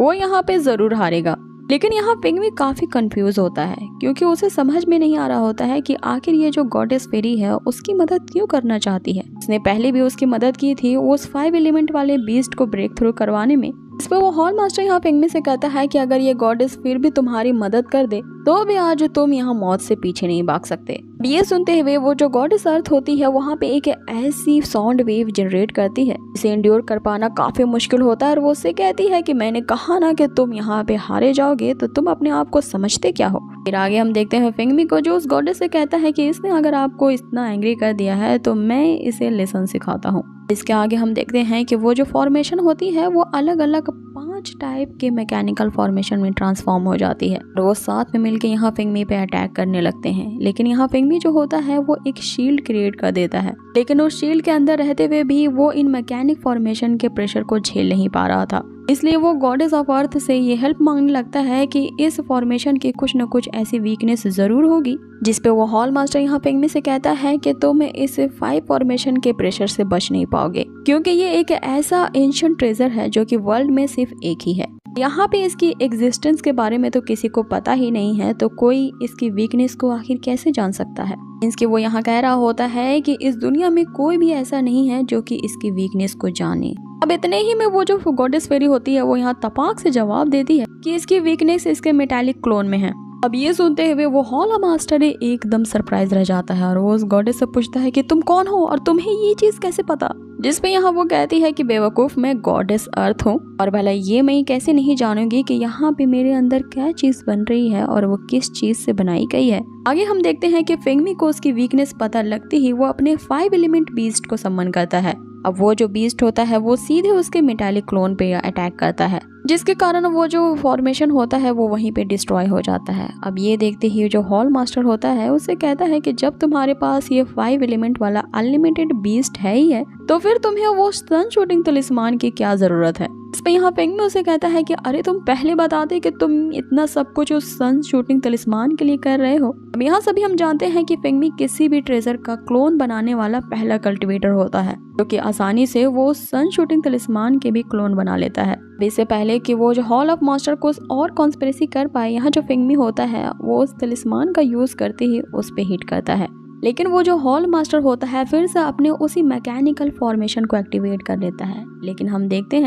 देखते हैं कि वो जो एरो होता है इन सभी तलिस्मानों को भेदता हुआ जाके सीधा उस हॉल मास्टर को हिट करता है, जिससे उसकी वहीं पे डेथ हो जाती है। आगे हम देखते हैं कि वो जो गॉडेस फेरी होती है जो कि एक स्पिरिचुअल फॉर्म में होती है, वो उसकी बॉडी को एब्जॉर्ब करके अपने रियल ट्रांसफॉर्मेशन में आ जाती है। अब वहाँ हम उसके ह्यूमन फॉर्म को देखते हैं जो कि वाकई में एक बहुत ही ब्यूटीफुल लड़की का शेप लेती है। यहाँ पे वो फिंगमी से काफी ज्यादा इम्प्रेस थी और वो उसे रिझाने के लिए अपने उसी मैनिपुलेटिंग टेक्निक का यूज करती है। मीन्स कि वो अपने उसी पावर का यूज करती है जिसके दौरान वो फ्लावर पेटल्स बहने लगते हैं और ऐसी धुन क्रिएट हो जाती है जिसके वश में आती ही कोई भी उसकी ब्यूटी पे मंत्रमुग्ध हो जाता है। यहाँ हम देखते हैं कि वो फिंगमी को सेड्यूस करने की कोशिश करती है, इवन कि उससे अपने प्यार का भी यहाँ इजहार कर देती है कि तुम काफी हैंडसम हो और मैं तुमसे प्यार करने लगी हूँ। लेकिन जैसे ही वो उसे किस करने जाती है हम देखते हैं कि फिंगमी अपने आप पे कंट्रोल वापस पा लेता है। यहाँ वो अपने आप को उससे अलग करते हुए कहता है कि सीनियर, आपने मेरे लिए जो किया है मैं उसके लिए थैंक यू कहता हूँ। यहाँ वो आगे उसी से क्वेश्चन पूछने लगता है कि आखिर आपने ये सब कुछ मतलब अपनी कल्टीवेशन जर्नी किस मास्टर से सीखी है, क्योंकि फिंगमी वहाँ पे जरूर आना चाहता है ताकि वो उनके मास्टर को थैंक्स कर सके। इस पे वो फेरी उसे कहती है कि सीधा सीधा कहो ना, तुम मेरा ओरिजिन के बारे में जानना चाहते हो और मैंने यहाँ तुम्हारी मदद की है तो तुम मेरे मास्टर को क्यों थैंक यू करोगे। और अगर तुम मुझे थैंक यू करना चाहते हो तो प्रॉपर तरीके से करो। अब यहाँ फिंगमी को इसकी इस तरह की बातें पे कुछ न कुछ शक जरूर हो रहा होता है और यहाँ फिंगमी जैसे ही एक तिलिस्मान को एक्टिवेट करता है, इससे पहले कि यहाँ फिंगमी उस तिलिस्मान को यूज कर पाता, वो जो फेरी होती है ये जान लेती है और तुरंत उस तिलिस्मान को डिस्ट्रॉय कर देती है। अब फिंगमी का यहाँ जो शक होता है वो पूरा यकीन में बदल जाता है, क्योंकि ये उसके सामने जो ये नजर आ रही है वो कोई और ही रियल्म की है और इसकी जो पावर्स है वो जरूर दैन स्टेज से अबव है। जैसे ही फिंगमी यहाँ आगे बढ़ने की कोशिश करता है वो देखता है कि उस फेरी ने जानबूझ के वहाँ पे एक इनविजिबल वॉल क्रिएट कर दी है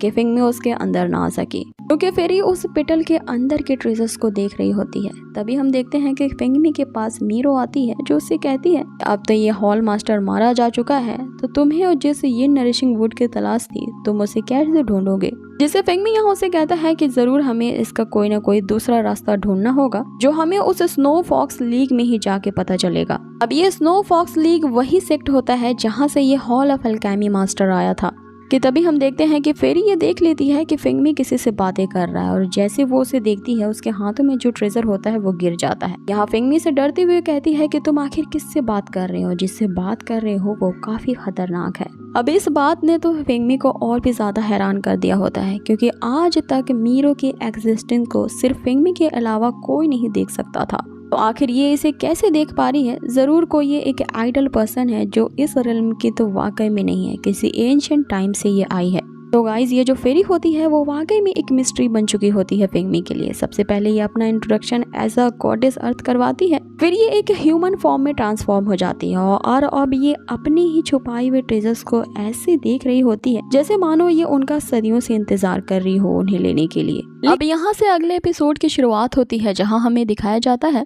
आदि यहाँ पे इस फेरी में एक ऐसी एबिलिटी है कि वो फिंगमी के मर्तबान से निकली हुई जो मीरो होती है वो उसे भी देख पा रही होती है जिसे अब तक किसी ने भी नहीं देखा था। और ये फेरी उसे देख के काफी ज्यादा डर जाती है और उसे तुरंत ही हटाने को कहती है। लेकिन यहाँ फिंगमी भी जो होता है वो उसे सच्चाई नहीं बताता, वो अपने 5 एलिमेंट बीस्ट को समन करता है और ये कहता है उस फेरी से कि तुमने अभी जिस चीज को देखा था वो ये था और मुझे माफ कर दो कि मेरे इस बीस्ट ने तुम्हें डरा दिया। यहाँ वो जो क्यूट सा बीस्ट होता है वो अपने आप को ट्रांसफॉर्म कर लेता है और हम देखते हैं कि वो एक यूनिकॉर्न के शेप में आ चुका था। इस पे वो फेरी एक्साइटेड होते हुए चढ़ जाती है और उसे यहाँ अपना इंट्रोडक्शन बताती है। उसका नाम सियार है लेकिन बाकी की जो सारी लेडीज हैं वो उसे ओल्ड लेडी बुलाती हैं। इस पे फिंगमी का जहाँ नेचर हम जानते हैं कि उसकी फ्लर्ट करने की प्रकृति होती है, फिर से वो शुरू कर देता है कि तुम्हें देखते हुए कोई नहीं बोलेगा कि तुम एक यंग लेडी हो। अब उसकी इस पिकअप लाइन पे वो जो फेरी होती है वो उस पे पूरी तरह से लट्टू हो जाती है, इवन कि उसे हक करती है। और यहाँ इस सीरीज के हम अजीब सी बात ये देखते हैं कि फिंगमी के साथ हमेशा कोई ना कोई फीमेल कैरेक्टर होती ही है, चाहे भले ही उसकी गर्लफ्रेंड सिया उस दूसरे रिल्म में उसका बेसब्री से इंतजार कर रही है। यहाँ फिंगमी अपनी इस जर्नी के दौरान अच्छी खासी ब्यूटीज के अराउंड घूमता है। बाकी हम देखते हैं कि वे लोग उसी बीस्ट की सवारी करते हैं जहां ये लोग काफी अच्छा टाइम स्पेंड करते हैं एक दूसरे के साथ। यहाँ बातों ही बातों में सियार उनसे कहती है कि इस बीस्ट को ना मुझे दे दो, के बदले में मैं तुम्हें एक ऐसा अमृत दूंगी जो कि मेरे एंशिएंट मास्टर ने रिफाइन किया है। सोचो कि जिस एंशिएंट रिल्म से मैं आई हूँ उसके मास्टर कितने ज्यादा पुराने कल्टिवेटर्स होंगे, उनके द्वारा रिफाइन किया गया ये अमृत सभी ट्रेजर से बढ़कर होगा जो तुमने उस टेम्पल में देखा है। इसमें यहाँ फिंगमी उसे कहता है कि ये जो अमृत इतना ही भयानक वाला ट्रेजर है तो तुम खुद इसे अपने लिए क्यों नहीं रख लेती। सियार उसे कहती है कि ये एक एंटीक अमृत है और इसके जैसे मेरे पास 3000 पिल्स हैं। जिसपे यहाँ फिंगमी उसे कहता है कि जब तुम्हारे पास इतने ज्यादा हैं तो फिर तुम इन्हें मुझे देने का ऑफर क्यों कर रही हो, तुम चाहे तो इन्हें फेंक सकती हो। अगर तुम इसे इतना भी नहीं कर सकती तो ला तुम ये मुझे दे दो, मैं इसे फेंकने में तुम्हारी मदद करता हूँ। जिसपे यहाँ सियार उसे कहती है कि मुझे कमतर समझने की गलती मत करना क्योंकि मैं तुम्हारे साथ यहाँ कुछ भी कर सकती हूँ। जिसपे फिंगमी उसे बोलता है कि आखिर तुम्हारा मतलब क्या है। तो यहाँ हम सियार को देखते हैं जो उसे गुदगुदी करने लगती है, जिसपे बेचारा यहाँ फिंगमी गिरते गिरते बचता है। लेकिन हम देखते हैं कि वो उस अमृत को फिंगमी को दे देती है। यहाँ सियार अपने स्पिरिचुअल मैजिक का यूज करते हुए फिंगमी को काफी कूल तरीके से अपने पास लेके आती है और उसे कहती है कि अगर तुम ये 5 एलिमेंट वाला बीस्ट मुझे नहीं देना चाहते तो कोई बात नहीं, तुम तो ये कर सकते हो कि मेरे बहुत अच्छे दोस्त बन जाओ। अगर मैं तुम्हारी दोस्त बन गई तो इसका मतलब ये है कि मैं इस बीस्ट के साथ जितना चाहूँ उतनी देर तक खेल सकती हूँ और कभी भी इससे मिलने के लिए आ सकती हूँ। तो अपनी इसी आइडिया को सोचते हुए वो यहाँ पे कहती है कि मैं कितनी ज्यादा इंटेलिजेंट हूँ ना और मैं कितनी स्मार्ट हूँ कि मैंने इस तरह का आइडिया सोचा है। जिसमें यहाँ फिंगमी सोच विचार करने लगता है कि इस सियार की इंटेंशन मुझे कुछ ठीक नहीं लगते, लेकिन फिलहाल के लिए मैं इसकी फ्रेंडशिप को एक्सेप्ट कर लेता हूँ। आगे और भी अपॉर्चुनिटीज आएंगी जिससे मुझे इसके बारे में काफी जानकारी मिल सकती है। अब यहाँ फिंगमी ऐसा सोच ही रहा होता है कि हम देखते हैं कि सियार फिर से अपने मैजिकल मूव का यूज करती है। जिसपे फिंगमी उससे पूछता है कि आखिर तुम ये मेरे साथ क्या कर रही हो। तो यहाँ सियार उससे कहती है जब तुमने मेरा दोस्त बनना एक्सेप्ट कर लिया है तो मैं तुम्हारे लिए एक गिफ्ट लाई हूँ। ये एक ऐसा गिफ्ट होता है जिसमें फिंगमी को एक स्पिरिचुअल एनर्जी की टनल जो होती है वो ऊपर उठा लेती है। यहाँ पे फिंगमी उसकी सारी की सारी प्योर स्पिरिचुअल एनर्जी को एब्सॉर्ब करने लगता है, जिसके उसके अंदर के जो स्पिरिचुअल रूट्स के मेरिडियंस होते हैं जो किसी भी मैजिशियन के लिए उनका काफी ज्यादा स्ट्रॉन्ग होना काफी जरूरी होता है। ये उन मेरिडियंस में इतनी ज्यादा स्पिरिचुअल एनर्जी अब भर जाती है कि यहाँ फिंगमी भी उसे होल्ड नहीं कर पाता। हम वहाँ देखते हैं कि वहाँ तेज लाइटनिंग चमकने लगती है, जिसपे फिंगमी उसे कहता है कि जल्द से जल्द इस स्पिरिचुअल एनर्जी को यहीं पे रोक दो लेकिन यहाँ जो सियार होती है वो वाकई में थोड़ी येड़ी किस्म की फेरी होती है, यहाँ पर नहीं रुकती और जैसे ही वो देखती है कि यहाँ पे जो फिंगमी के मेरिडियंस हैं वो 5 अलग अलग ड्रैगन के शेप में नजर आ रहे हैं, वो फिर से उसे और भी ज्यादा स्पिरिचुअल पावर देने लगती है। लेकिन यहाँ पासा बिल्कुल उलट हो जाता है। जो यहाँ ओवर स्मार्ट बनने की कोशिश करता है उन लोगों के साथ तो ऐसा ही होना चाहिए। अब जो सियार होती है वो अपने हैंड को रिमूव ही नहीं कर पा रही होती है। अब उसके अंदर की जितनी भी ज्यादा एनर्जी होती है वो सारी की सारी एनर्जी वो ड्रैगन्स अब्सॉर्ब कर रहे होते हैं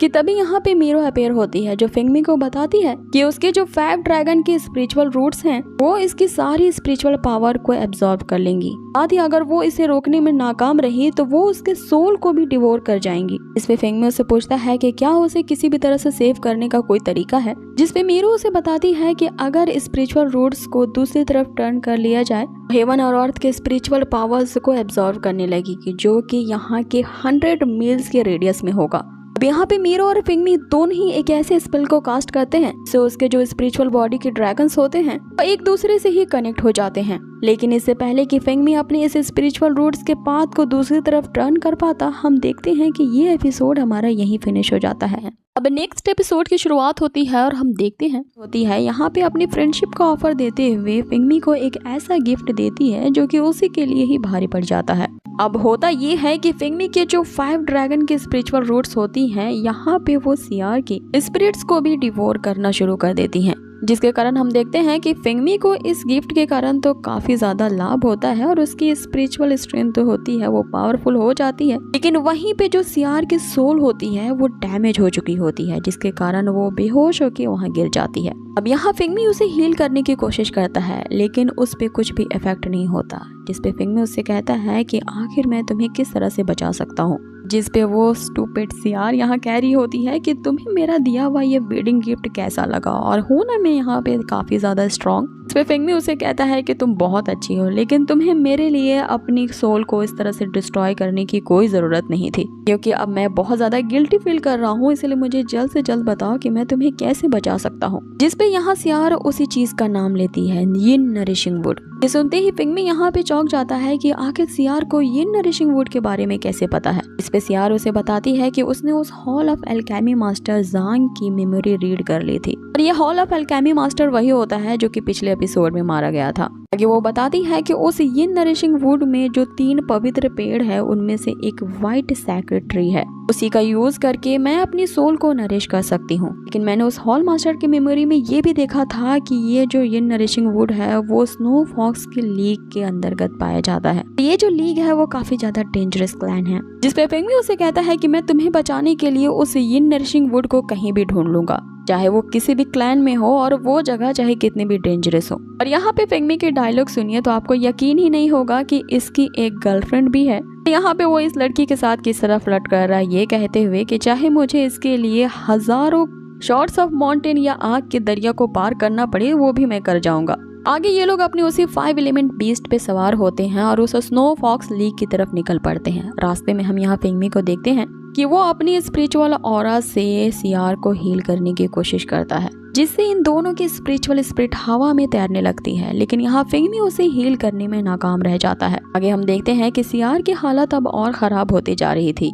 यहाँ वो उससे इमोशनली कह रही होती है कि उस यिन नरिशिंग वुड को पाने के बाद तुम अपनी सोल को मेरे लिए नरिश कर लेना, क्योंकि तुम्हारी सोल ने कुछ ज्यादा ही स्पिरिचुअल एनर्जी कंज्यूम कर ली है। आगे यहाँ सियार उससे कह रही होती है कि मेरे लिए यहाँ बचना काफी मुश्किल होगा, क्योंकि उस एंशिएंट बिल्डिंग में मेरी जो स्पिरिट्स थी वो उसकी वॉल के अंदर ट्रैप थी और काफी मुश्किलों के बाद मैंने अपनी ये बॉडी फिर से रीगेन की है। लेकिन अभी की बार मेरी ये सोल पूरी तरह से डैमेज हो चुकी है, जिसके चलते मेरे जो अब स्पिरिचुअल कल्टीवेशन की जर्नी है वो और भी ज्यादा डिफिकल्ट हो जाएगी। आगे वो उससे कह रही होती है कि जैसे ये उसके अंतिम शब्द हैं कि आखिर स्पिरिचुअल प्रैक्टिस का पर्पस क्या है और लोग इसे क्यों कल्टीवेट करते हैं। इतनी सारी कल्टीवेशन सीरीज को एक्सप्लेन करने के बाद आज मुझे इस चीज का एक्चुअल जवाब मिलता है फिंगमी के द्वारा। वो यहाँ कहता है कि स्पिरिचुअल प्रैक्टिस इससे ज्यादा कुछ नहीं है कि आप अपने सफरिंग ऑफ बर्थ या ओल्ड एज या किसी तरह की इलनेस या अपनी मौत पे विजय पा सको। मीन्स की ह्यूमन लाइफ की जितनी भी सफरिंग होती है उसके जन्म से लेकर के उसकी मृत्यु तक, इन सब सफरिंग्स को ही रिमूव करने के लिए कोई कल्टीवेशन की राह चूज करता है। लेकिन यहाँ फिंगमी बताता है कि मेरी जो स्पिरिचुअल प्रैक्टिस का पर्पस है वो आम लोगों से बिल्कुल अलग है। मैं बस यही चाहता हूँ कि मेरे जो बिलव्ड वंस है मैं हमेशा उनके साथ रह पाऊँ, उन्हें किसी प्रकार की कोई हानि ना पहुंचाए, इतना ज्यादा मैं पावरफुल होना चाहता हूँ। अब यहाँ पे वो सिया के बारे में सोच के कहने लगता है कि आखिर वो कब अपनी लाइफ पार्टनर से मिलेगा और पता नहीं सिया अभी क्या कर रही होगी और कैसी होगी। जिसपे सियार उसे कंसोल करते हुए कहती है कि तुम जरूर मिल पाओगे। आगे वे दोनों उसी स्नो फॉक्स लीक में पहुंच जाते हैं। यहाँ पे सियार अपनी स्पिरिचुअल आई का यूज करते हुए फिंगमी को ये दिखाती है कि ये जो स्नो फॉक्स अलायंस है वो काफी ज्यादा पावरफुल है। यहाँ के बाहरी इलाके के साथ साथ इसके अंदरूनी इलाके में जाने के लिए भी काफी रिस्ट्रिक्शंस हैं। जगह जगह पे हेवनली गार्ड्स को तैनात किया गया है। बाकी उनकी इस स्पिरिचुअल आई के सीन में हम देखते हैं कि वही दो कपल उस पवित्र पेड़ के बारे में बात कर रहे होते हैं। यहाँ वो लड़की उस बंदे से कहती है कि आखिर तुम मेरे लिए उस पवित्र पेड़ को कब लाओगे, जिसपे वो बंदा कहता है कि आज की रात परफेक्ट टाइम है कि हम उस पवित्र पेड़ को चुरा लेंगे। इस पे वो लड़की उससे पूछती है कि आखिर चुराने के बाद यहाँ पे जो इतने सारे गार्ड्स हैं हम इससे बच करके कैसे यहाँ भाग पाएंगे। जिसपे वो बंदा उसे कहता है कि इसका भी मैंने इंतजाम कर लिया है, बस हमें एक ऐसी अपॉर्चुनिटी की तलाश है जिसमें हम उस हॉल ऑफ एल्केमी मास्टर जैंग को फ्रेम कर सके। अब उन्हें क्या पता कि वो जैंग तो पहले ही मर चुका है, जिसकी डेड बॉडी भी पूरी तरह से अब डिस्ट्रॉय हो चुकी है। ये उसी वक्त इन कपल्स को ये आभास हो जाता है कि कोई उन्हें देख रहा है। आगे यहाँ सीन उसी स्नो फॉक्स की लीग में एक ऐसे एरिया में जाके फोकस करता है जहाँ पे वो इस अलाइन का जो ग्रैंड मास्टर होता है वो कल्टीवेट कर रहा था। ये इस पूरे अलायंस का प्रीस्ट भी होता है, जिसके बारे में हमने पिछले एपिसोड में देखा था कि वो कैसे फॉक्स क्लैन की फेरी को एज अ गॉडेस के रूप में इस रिल्म में लाना चाहता है। इसके लिए वो उसी नरिशिंग यिन वुड को मीडियम बनाना चाहता है। इससे पहले कि वो जो ग्रैंड लीडर है इनके स्पिरिचुअल आई को डिटेक्ट कर पाता, ये दोनों वापस से वहाँ से आ जाते हैं। बाकी यहाँ फिंगमी सिया से कह रहा होता है कि उस लीग का जो एक्टिक है उसमें हमने जो एक्सपर्ट को देखा है, अगर हम उससे बच गए तो हम आसानी के साथ उन कपल से पहले ही उस ये नरिशिंग वुड को स्टील कर सकते हैं। लेकिन इसके लिए मुझे अकेले ही जाना पड़ेगा और तुम यहाँ पे रह के रेस्ट करोगी। इस पे सियार उसे कहती है कि मैं यहाँ अकेले नहीं रुकना चाहती, और यहाँ पे वो सचमुच इडियट होती है कि अपनी बची कुची स्पिरिचुअल एनर्जी को भी वो यूज करते हुए फिंगमी के लिए एक ऐसा डिस्गाइड बनाती है क्योंकि हूबहू यहाँ पर उसी अल्केमी हॉल ऑफ मास्टर जिंग की तरह लग रहा था। क्योंकि यहाँ फिंगमी को उस स्नो फॉक्स लीग में एंट्री करने के लिए यहाँ वेश बदलने की जरूरत होती है। आगे यहाँ सियार उसे बताती है कि ये आर्ट ऑफ इल्यूजन है, जिसके कारण तुम उस हॉल मास्टर के पूरी हूबहू कॉपी लग रहे हो। इसके साथ साथ मैंने तुम्हारी ऑरा को बिल्कुल उसी के जैसा बना दिया है, जिससे कोई भी नहीं समझ पाएगा कि तुम जैंग नहीं बल्कि कोई और हो। आगे वो भी यहाँ पर उसी आर्ट ऑफ इल्यूजन का यूज करते हुए अपना गेटअप चेंज करने की कोशिश करती है, लेकिन हम देखते हैं कि वो वाकई में अब बहुत ज्यादा वीक हो चुकी थी, जिसके कारण वो एक और इल्यूजन नहीं क्रिएट कर पा रही थी। इसमें यहाँ फिंगमी उसे कहता है कि इसकी कोई जरूरत नहीं है, क्योंकि मैंने भी उस हॉल ऑफ एल्केमी मास्टर के मेमोरी को रीड किया था, जो कि एक नंबर का ठरकी था और तुम्हारी जैसे ही ब्यूटीफुल लड़कियों के साथ मजे करता था। अब यहाँ पे फिंगमी उसे गोद में उठाता है और ये दोनों चल पड़ते हैं उसी स्नो फॉक्स लीग के गेट की तरफ। इसी के साथ गाइस हमारा ये जो एपिसोड है इसका ये पार्ट यहीं पे फिनिश होता है। अब यहीं पे ये सीन शिफ्ट होता है और हम इसके अगले सीन में देखते हैं ठरक इंसान होता है। लिया वो सियार को अपनी गोद में उठाते हुए उसी स्नो फॉक्स लीग के गेट की तरफ बढ़ता है। अब यहाँ पे गार्ड्स उसका रास्ता रोकते हैं, जिसपे फिंगमी उन पे चिल्लाते हुए कि तुम देख नहीं रहे हो कि मैं कितने अच्छे कर्म करने जा रहा हूँ और तुम लोग फिर भी मेरा रास्ता रोक रहे हो। जिसमें सियार भी यहाँ पे दाल में तड़का लगाने के लिए वहाँ जोर जोर से चिल्लाने लगती है, मुझे छोड़ दो ठरकी कहीं के। अब यहाँ पे वो गार्ड्स भी सोचने लगते हैं कि ये अल्केमी मास्टर तो काफी ज्यादा रंगीन मिजाज के है, हर बार नई नई लड़कियों को किडनैप करके लाते हैं, इतनी सुंदर लड़कियां आखिर इन्हें मिल कहां से जाती हैं। अब जैसे यहाँ फिंगमी पहरे के एक पड़ाव को पार करके आगे बढ़ता है, हम देखते हैं कि वहाँ उसका स्वागत एक दूसरा हॉल मास्टर करता है जिसका नाम यिन होता है। अब यहाँ पे फिंगमी और सियार आपस में मन में ही कॉन्वर्सेशन करने लगते हैं, जिसमें सियार उसे बताती है कि उसने उस जैंग की मेमोरी में देखा था कि ये जो बंदा है काफी धूर्त और कपटी है और ये इस स्नो फॉक्स लीग का एक छोटा पादरी है, हमेशा जैंग को अपना राइवल समझता था और उसकी जैंग के साथ कभी नहीं बनती थी, तो तुम यहाँ पे केयरफुल रहना। आगे यहाँ फिंगमी उस हॉल मास्टर की एक्टिंग करते हुए उससे पूछता है तो उस नरिशिंग यिन वुड का क्या हुआ और क्या सारे अरेंजमेंट्स हो गए उस रिचुअल को परफॉर्म करने के लिए। जिसपे यहाँ वो दूसरा बंदा उससे कहता है कि क्या आपको मेरे अरेंजमेंट्स पे कोई शक है।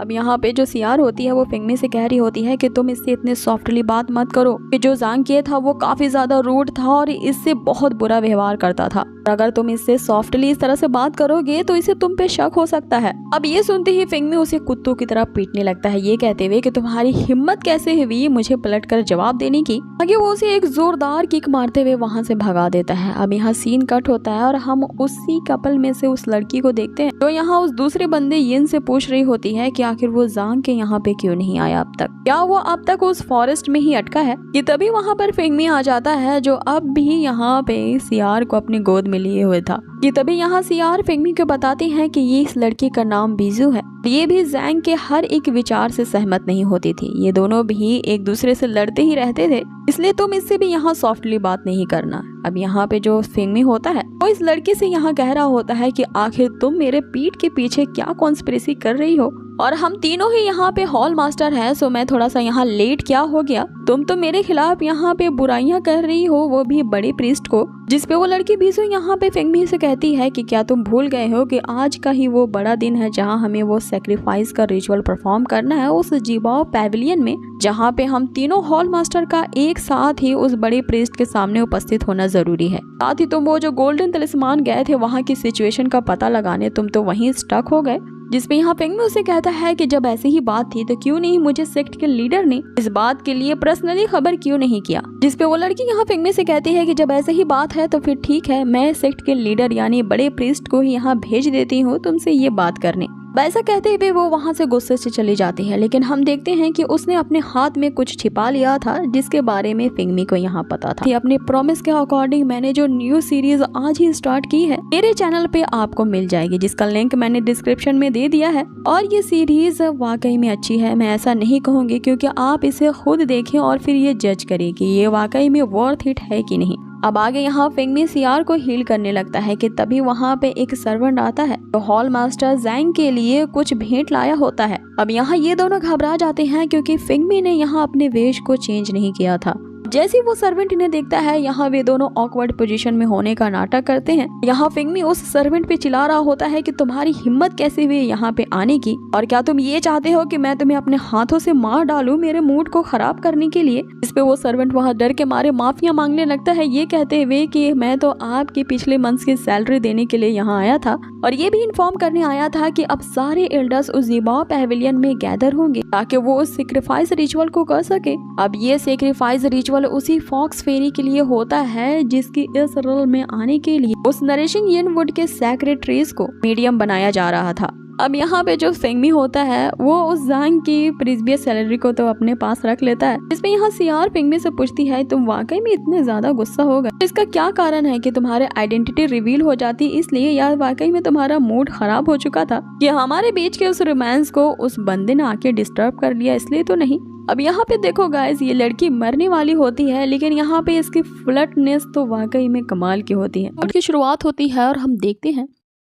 उसे चुरा सके। अब यहाँ फिंगमी को उस ट्रेजर की दो कारणों से जरूरत होती है। एक तो पहला वो सियार के सोल को नरिश करना चाहता था और दूसरा उसे अपने रिल में वापस जाना था। इसके लिए उसे वही यिन नरिशिंग वुड की तलाश थी। लेकिन हम इसका दूसरा पहलू भी ये देखते हैं कि वो जो स्नो फॉक्स अलायंस होती है वो खुद अपनी इन तीनों पवित्र पेड़ों का यूज करते हुए एक ईवल रिचुअल परफॉर्म करने वाले थे जिनके उन्होंने काफी पहले से तैयारी की होती है और इसके लिए उस जिबाओ पैविलियन पे उन्होंने काफी सख्त पहरा लगाया होता है। लेकिन यहाँ इनके ही सेक्ट में कुछ दाल में काला होता है क्योंकि इनके ही दो जो हॉल मास्टर होते हैं वो खुद भी इनके पवित्र पेड़ को चुराना चाहते थे, इसीलिए ये लोग भी यही डिसाइड करते हैं कि वो उस पवित्र पेड़ को आज ही की रात चुरा लेंगे और सारा का सारा इल्जाम उस हॉल ऑफ अल्केमी मास्टर जांग पे डाल देंगे। अब इतने में जब सभी लोग उस पे फोकस करेंगे तो वो उस ट्रेजर को लेके वहाँ से रफू चक्कर हो जाएंगे। लेकिन उन्हें क्या पता होता है कि हॉल ऑफ अल्केमी मास्टर तो पहले से ही मारा जा चुका है और जो उनके सेक्ट ये बहरूपिया बन के आया है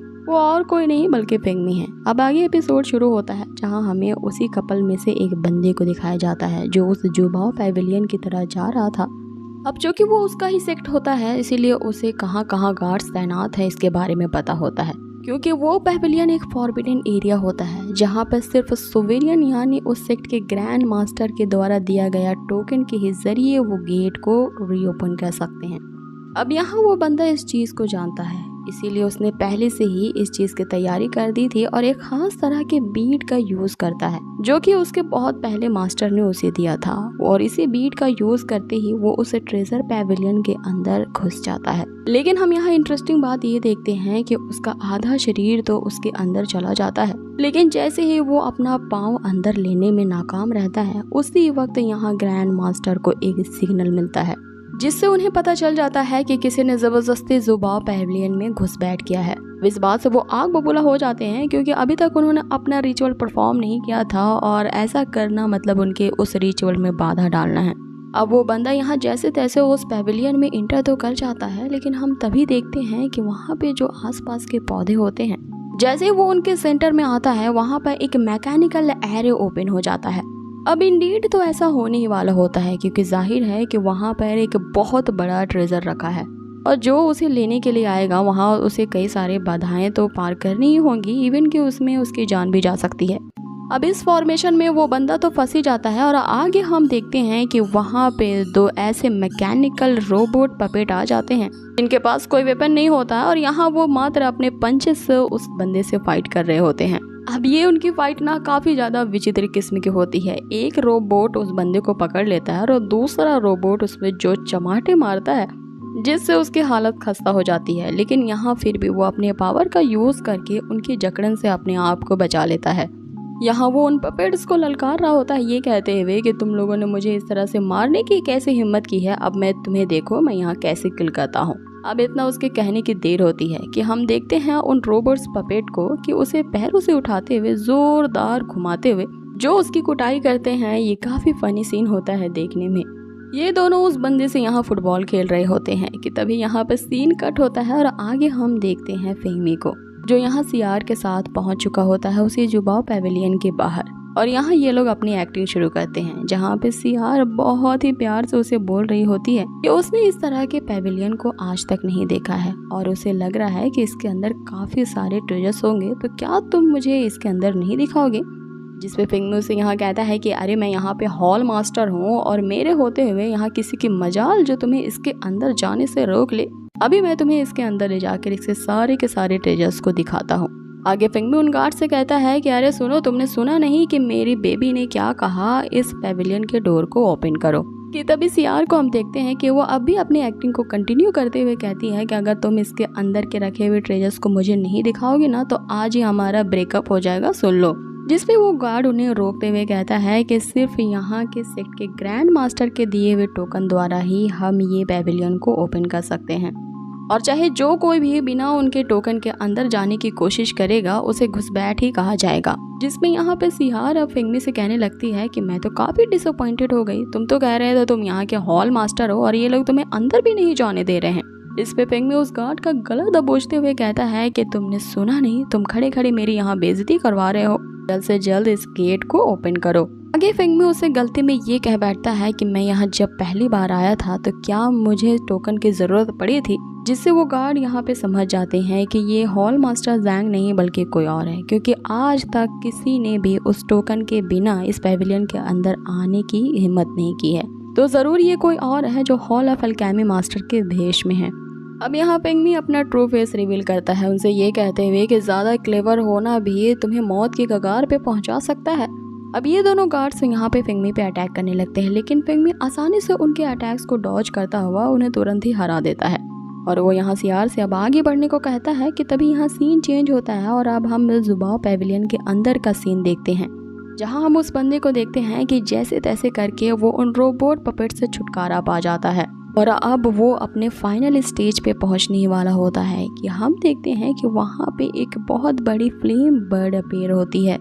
जो एक तरह से उन पवित्र पेड़ों की रक्षा करने के लिए वेपन मॉन्स्टर होती हैं। अब यहाँ पे हम उस बर्ड को देखते हैं जो काफी अजीब सी आवाज में यहाँ उससे कहती है कि 1000 साल बीत चुके हैं और अब तक कोई भी नहीं यहाँ पे आया घुसपैठ करने को, और आज जबकि कोई यहाँ पे आया है तो मेरे लिए ये अच्छा टाइम पास हो जाएगा।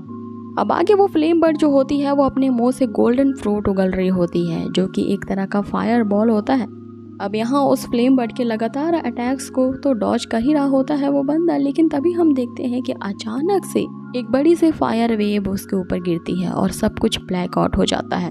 कि तभी इधर हम फिंगमी को देखते हैं जिसके लिए कोई भी दरवाज़ा तोड़ना नामुमकिन नहीं और वो उस जुबाओ पैविलियन में आसानी से एंट्री कर लेता है। और यहाँ फिंगमी ये सोच करके बहुत ज़्यादा हैरान हो जा रहा था क्योंकि वो आगे बढ़ता ही जा रहा था, लेकिन उसे अब तक किसी भी तरह के ऑप्टिकल्स नहीं मिल रहे थे, जो कि पहले ही उस बंदे ने यहाँ सारे ऑप्टिकल्स पार कर लिए थे। यहाँ फिंगमी सोचता है कि इस जुबाओ पैविलियन में तो काफ़ी मैंने रूमर सुना है कि इसके एक एक कदम पे ऐसी बाधाएं हैं जिन्हें पार करने के लिए इंसान को मौत के कगार पे पहुंचना पड़ेगा, लेकिन लगता है कि वो सारे रूमर्स फेक थी। यहाँ तो ऐसा कुछ भी नहीं है। इसमें यहाँ सियार उसे कहती है कि हो सकता है कि कई हजार साल बीत चुके हैं, इसीलिए यहाँ का जो मैकेनिज्म है वो डिसरिपेयर हो चुका होगा। कि तभी यहाँ फिंगमी दूसरे स्टेज पे पहुंचता है और यहाँ उसे वही फ्लेम बर्ड दिखता है जो कि अब अधमरी हालत में पड़ा था। सियार यहाँ उसे काफी देख के डर जाती है, जिसपे फिंगमी उसे कहता है कि यहाँ पहले ही कोई आ चुका है जिसने इस बर्ड की ऐसी हालत की है, लेकिन डरो नहीं, ये पूरी तरह से इसकी एनर्जी जो है वो एग्जॉस्ट हो चुकी है और इसमें अब इतनी ज्यादा एनर्जी कम हो चुकी है कि ये एक माचिस की तीली के बराबर भी आग को जनरेट नहीं कर सकता।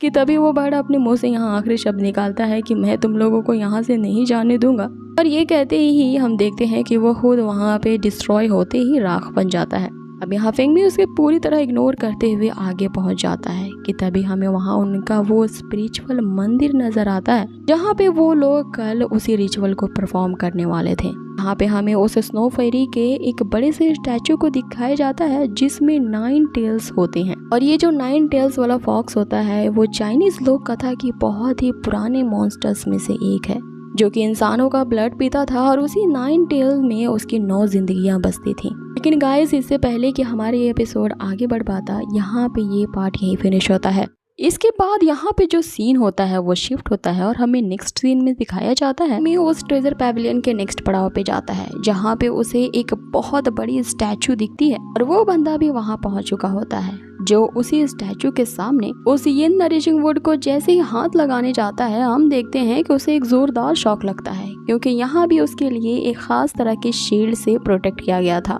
जैसे ही वो शील्ड को लगातार अटैक करते हुए वो बंदर तोड़ने की कोशिश करता है कि तभी यहाँ फिंगमी भी आ जाता है और यहाँ उसका प्लान ये होता है कि वो इस यिन नरिशिंग वुड को चुरा लेगा और इसका इल्जाम उसी हॉल ऑफ मास्टर पे लगाएगा। तभी वहाँ पे फिंगमी आ जाता है और ये बंदा उन्हें देख करके समझ जाता है कि इस लड़की के साथ तो हॉल मास्टर था, मतलब वो हॉल मास्टर यहाँ मारा जा चुका है और उसी के वेस में यहाँ पे कोई और आ चुका है। अब यहाँ पे वो बंदा बहुत ही बचकाना सा सवाल पूछता है कि तुम कौन हो और यहाँ पे क्या कर रहे हो। इस पे फिंगमी उससे कहता है कि लो देख लो, खुद चोर हो करके हमसे पूछ रहा है कि यहाँ पे क्या कर रहे हो, क्योंकि हम तो चलो बाहर से आए हैं इस ट्रेजर को चुराने के लिए, लेकिन तुम तो यहाँ पर अपनी ही खाई हुई थाली में छेद कर रहे हो। अब उनकी ये बहस जारी ही होती है कि तभी हम देखते हैं कि इन सब चीजों का पता ग्रैंड मास्टर को पहले से ही हो चुका होता है। वहाँ पे जो स्टैचू होती है उसकी जो 9 टेल होती है वहाँ से तेज रोशनी निकलने लगती है और उसी की एनर्जी में हम वहाँ के ग्रैंड मास्टर को अपीयर होता हुआ देखते हैं जो आते हैं यहाँ अपने ही बंदे को धर दबोचते हैं उससे ये कहते हुए कि तुम्हारी हिम्मत कैसे हुई इस पवित्र पेड़ को चुराने की, आज मैं तुम्हें यहाँ ऐसा क्रश करूंगा कि तुम्हारी राख भी नजर नहीं आएगी। यहाँ पे वो बंदा ग्रैंड मास्टर से दया की भीख मांगने लगता है और इस भीख में उसे एक जोरदार उस पे अटैक पड़ता है जिससे वो नीचे गिर जाता है और यहाँ फिंगमी का खेल शुरू होता है। यहाँ वो उसी बंदे से कहने लगता है कि मैंने आपको पहले ही कहा था ब्रदर कि ये स्नो फॉक्स अलायंस कभी आपका अपना नहीं हो सकता, तो आपने जितनी यहाँ मेहनत की थी उसका ये लोग आपको यही सिला दे रहे हैं। और यहाँ फिंगमी ऐसी चाल चलता है कि उसी बंदे को अपना रिलेटिव बता रहा था, इसके वो उसी के कहने पे यहाँ पर मिल करके उस यिन नरिशिंग वुड की चोरी करने आया है। तभी हम देखते हैं कि वो जो ग्रैंड मास्टर होता है अपने सारे डिसिपल्स को वहाँ पर बुलाता है और उनसे कहता है कि जो यहाँ का चोर है उस पे बिना किए कोई दया किए इतना मारा जाए कि वो यहीं मर जाए। अब वहाँ के जो डिसिपल्स होते हैं वो उस बंदे के साथ साथ यहाँ फिंगमी और सियार को भी मारने के लिए टूट पड़ते हैं। वह लगातार इन पे अटैक किए जाने के कारण ये लोग एक दूसरे से अलग हो जाते हैं, जहाँ पे अब फिंगमी का सामना उसी सेक्ट के ग्रैंड लीडर से होता है जो कि यहाँ उसका पर्सनली वेट कर रहा होता है ताकि वो अपने हाथों से इसे मार पाए। यहाँ वो अपने शानदार मूव का इस्तेमाल करता है जिसे फिंगमी आसानी से डॉज कर लेता है। आगे वो सेक्ट लीडर अपने अगले स्किल का यूज करता है और इस स्किल वाले वेपन को उसी स्नो फॉक्स फेरी ने दिया होता है। तब ये लोग इस वर्ल्ड में उसे लाने के लिए उसकी आराधना कर रहे होते हैं। यहाँ वो सेक्ट लीडर इसी वेपन का यूज करता है जिससे फिंगमी अपने फैन वाले वेपन से उसके इस अटैक को आसानी से नलिफाई कर देता है। लेकिन आगे हम देखते हैं कि यहाँ पे उस सेक्ट लीडर के अटैक्स फिंगमी पे हल्के पड़ रहे होते हैं, इसीलिए वो अपने हुक में केके को निकालता है, जो कि उसी वेपन के अंदर से वही 9 टेल वाला फॉक्स बाहर निकलता है। इसकी स्पिरिट काफी विशाल होती है और वो अपेयर होती ही यहाँ फिंगमी पे अटैक करने लगता है। लेकिन यहाँ फिंगमी के जो वेपन्स होते हैं वो भी इस 9 टेल वाले स्पिरिट पे कोई असर नहीं करते, जिससे वो अपने शॉट से एक ऐसा फॉर्मेशन क्रिएट करता है और उस फॉर्मेशन के क्रिएट करते ही उसमें से हजारों शॉट्स बाहर निकलते हैं, तो लगातार उस 9 टेल वाले स्पिरिट पे अटैक करते हैं। अब यहाँ इन अटैक्स के कारण वो जो स्पिरिट होता है पहले तो श्रिंक हो जाता है और वहाँ से भागने की कोशिश करता है। तभी फिंगमी अपना वही सोल ईटर बीस्ट को समन करता है, और इस सोल ईटर बीस्ट को तो हमने काफी दिनों के बाद देखा था, जिसमें फिंगमी उन सारे व्यक्तियों की आत्माओं को स्टोर करके रखता था जो उससे फाइट करने के दौरान काफी ज्यादा पावरफुल थे, और इसी बीस्ट के शक्तियों का इस्तेमाल वो अपने आगे की कल्टीवेशन में करता है। अब आगे हम देखते हैं कि वो जो सोल ईटर बीस्ट होता है वो उस 9 टेल वाले स्पिरिट की आत्मा को डिवोर कर लेता है, जिससे वो जो स्पिरिट होती है वो अपने सेक्ट लीडर के पास जाने से रह जाती है। अब यहाँ जो सेक्ट लीडर होता है इस बात से हैरान परेशान हो जाता है कि आखिर ये फिंगमी ऐसा कैसे कर सकता है, इसने मेरी इतनी कड़ी सालों के मेहनत को पल भर में ही नष्ट कर दिया। आगे फिंगमी अपने शॉट से उस पर अटैक करता है, लेकिन वो सेक्ट लीडर अपने उसी वेपन का यूज करके इसके अटैक को डॉज कर लेता है। अब आगे हम देखते हैं कि वो सेक्ट लीडर यहाँ पे एक लंबी चौड़ी डायलॉग के साथ आगे बढ़ता है फिंगमी की जान लेने के लिए, कि तभी हम फिंगमी के मस्त डायलॉग को सुनते हैं कि अभी मैं तो तुम्हारी ही जान ले लेता हूँ, फिर तुम अपने नेक्स्ट लाइफ में सोचते रहना कि तुमने मेरी जान कैसे लेनी है। यहाँ पे फिंगमी अपने सबसे पावरफुल वेपन उसी रोंग यान वेपन को एक्टिवेट करता है, और यहाँ मात्र उसके एक अटैक से ही वो सेक्ट लीडर वहीं नीचे गिर जाता है। हम जानेंगे कि अब उस सेक्ट के लीडर को यहाँ फिंगमी हरा चुका होता है, और अब उसके यिन नरिशिंग वुड को हासिल करने में अब फिंगमी को 1 सेकंड की भी देरी नहीं लगेगी। तो क्या फिंगमी उस ट्रेजर को हासिल करने के बाद अपने रोल में वापस जा सकेगा? अब नेक्स्ट एपिसोड की शुरुआत होती है और हम देखते हैं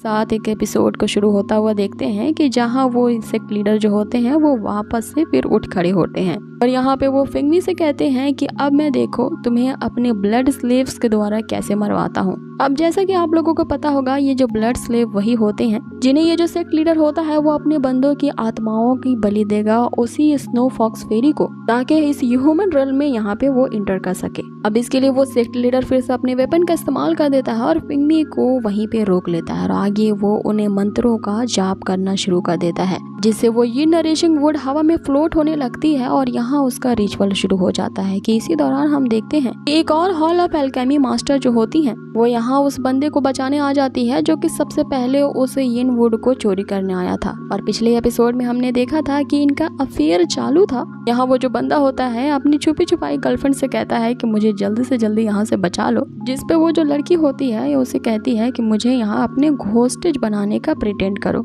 और उसके कहे के अनुसार वो उसे ऐसा ही कहता है और बाकियों को धमकी देता है कि अगर तुमने एक कदम भी आगे बढ़ाया तो मैं तुम्हारी इस एल्केमी मास्टर को यहीं मार डालूंगा। ऐसा कहते हुए वो दोनों वहाँ से रफू चक्कर हो जाते हैं। अब आगे हम इसी दौरान उस सेक्ट लीडर को देखते हैं जो कि अपना रिचुअल वहाँ परफॉर्म कर रहा था। आगे वो स्नो फॉक्स इमॉर्टल के डिसेंडेंट्स को इस ह्यूमन वर्ल्ड में आने के लिए समन करता है, जिसपे वो स्नो फॉक्स फेरी जो होती है वो सेक्ट लीडर पे अब गुस्सा होते हुए कहती है कि इस यिन नरिशिंग वुड के जो न्यूट्रिशंस है वो इसके लिए एक वेस्ट है, क्योंकि अब इसमें इतनी ताकत नहीं बची कि वो इस वर्ल्ड में आने के लिए एज अ पोर्टल उसे यूज कर सके, और अब वो इस गलती के लिए इस सेक्ट के किसी भी मेंबर्स को नहीं छोड़ेंगी। आगे हम देखते हैं कि एक तेज रोशनी उस स्टैचू से निकलती है जो वहाँ के जो बचे कुछ डिसिपल्स होते हैं उन्हें अपने अंदर कैप्चर कर लेती हैं, जिससे वो मर रहे होते हैं और यहाँ अपने सेक्ट लीडर से आग्रह करते हैं कि हमें किसी भी तरह से बचा लो। इस पे वो सेक्ट लीडर यहाँ उनसे कहता है कि हमें हमेशा विश्वास था कि वो स्नो फॉक्स फेरी इस दुनिया में जरूर आएंगी, तो क्या तुम लोग उसके आने के लिए थोड़ी सी यहाँ कुर्बानी नहीं दे सकते? आगे वो उससे कहता है कि तुम लोगों को उस स्नो फॉक्स फेरी के लिए अपने आप को सेक्रीफाइस करना ही होगा। अब हम देखते हैं कि उस स्टैचू से एक स्पिरिचुअल फॉक्स बाहर आता है जो कि इन सब की आत्माओं को अपने अंदर डिवोर कर लेता है। आगे वो सेक्ट लीडर यहाँ फिंगमी से कहने लगता है कि जब कि उसने अब ये स्नो फॉक्स फेरी के स्पिरिचुअल फॉक्स को इस वर्ल्ड में इंटर कर लिया है और अब हम दोनों मिल करके तुम्हें साथ में हराएंगे। जिसपे फिंगमी उनसे कहता है कि तो फिर ठीक है, तुम दोनों ही मिल करके उस नर्क में वापस से जाओगे। अब आगे हम देखते हैं कि वो जो स्पिरिट फॉक्स होती है वो फिंगमी पे लगातार अटैक करने लगती है, जिसके अटैक्स को डॉज करता हुआ फिंगमी यहाँ सियार से कहता है कि मैं इन सब से फाइट करता हूँ, तब तक तुम वो जो यिन नरिशिंग वुड है उसे वहाँ से कैप्चर करने का चांस ढूंढ लेना। इतने में हम देखते हैं कि वो जो डिसेबल्स की बॉडी पड़ी होती है वो यहाँ पे एक अजीब तरह से रिएक्ट कर लेती है, जैसे कि कोई इविल स्पिरिट उन पे हावी हो गई हो और वो किसी के पोजीशन में अब आ चुके थे। यहाँ पे वो किसी ज़ॉम्बीज़ की तरह फिंगमी पे अटैक करने लगते हैं कि तभी हम देखते हैं कि फिंगमी अपने उसी सन शूटिंग तलिस्मान का यूज करता है, जिससे वहाँ पे एक बो अपेयर होती है और इसी बो का यूज करके वो एक ही शूट में जिसमें से निकलते हुए लगा 3 तीरों से वो जो बचे कुटे डिसेबल्स होते हैं उन पे अटैक होता है और वो वहीं पे डिस्ट्रॉय हो जाते हैं और वहीं उनके अंदर जो इविल स्पिरिट होती है वो हवा में डिसअपियर हो जाती है। इतने में जो सियार होती है वो उस यिन नरिशिंग वुड को भी हासिल कर लेती है। ये देखते हुए जो सेक्ट लीडर होता है वो अपने उसी स्पिरिट फॉक्स से सियार पे अटैक करता है, जिसपे सियार वहीं पे घायल होते हुए गिर जाती है। अब जैसे ही वो अपना दूसरा अटैक करने वाला होता है, यहाँ फिंगमी एक शील्ड क्रिएट करता है और सियार को और खुद को उस अटैक से बचा लेता है, जिसमें यहाँ सियार उसे कहती है कि जल्द से जल्द इस यिन नरिशिंग वुड को यहाँ से लेकर के चले जाओ। अब यहाँ फिंगमी एक जेंटलमैन होता है, वो कैसे किसी लड़की को इस तरह से यहाँ अकेला छोड़ सकता था, इसलिए वो उससे कहता है वो फिंगमी के स्पिरिचुअल बीस्ट का यूज करके यहाँ से जल्द निकल जाए, क्योंकि वो काफी ज्यादा इंजर्ड हो चुकी है। और रही बात इस सेक्ट लीडर की, तो वो यहाँ इनसे फाइट कर लेगा और आगे फिंगमी अपने स्पिरिचुअल पावर का यूज करके बाद में सियार को ढूंढ लेगा और उसके पास पहुंच जाएगा, जिसमें यहाँ सियार उसे कहती है कि वो उसका वो शान सेटिंग में इंतजार करेगी।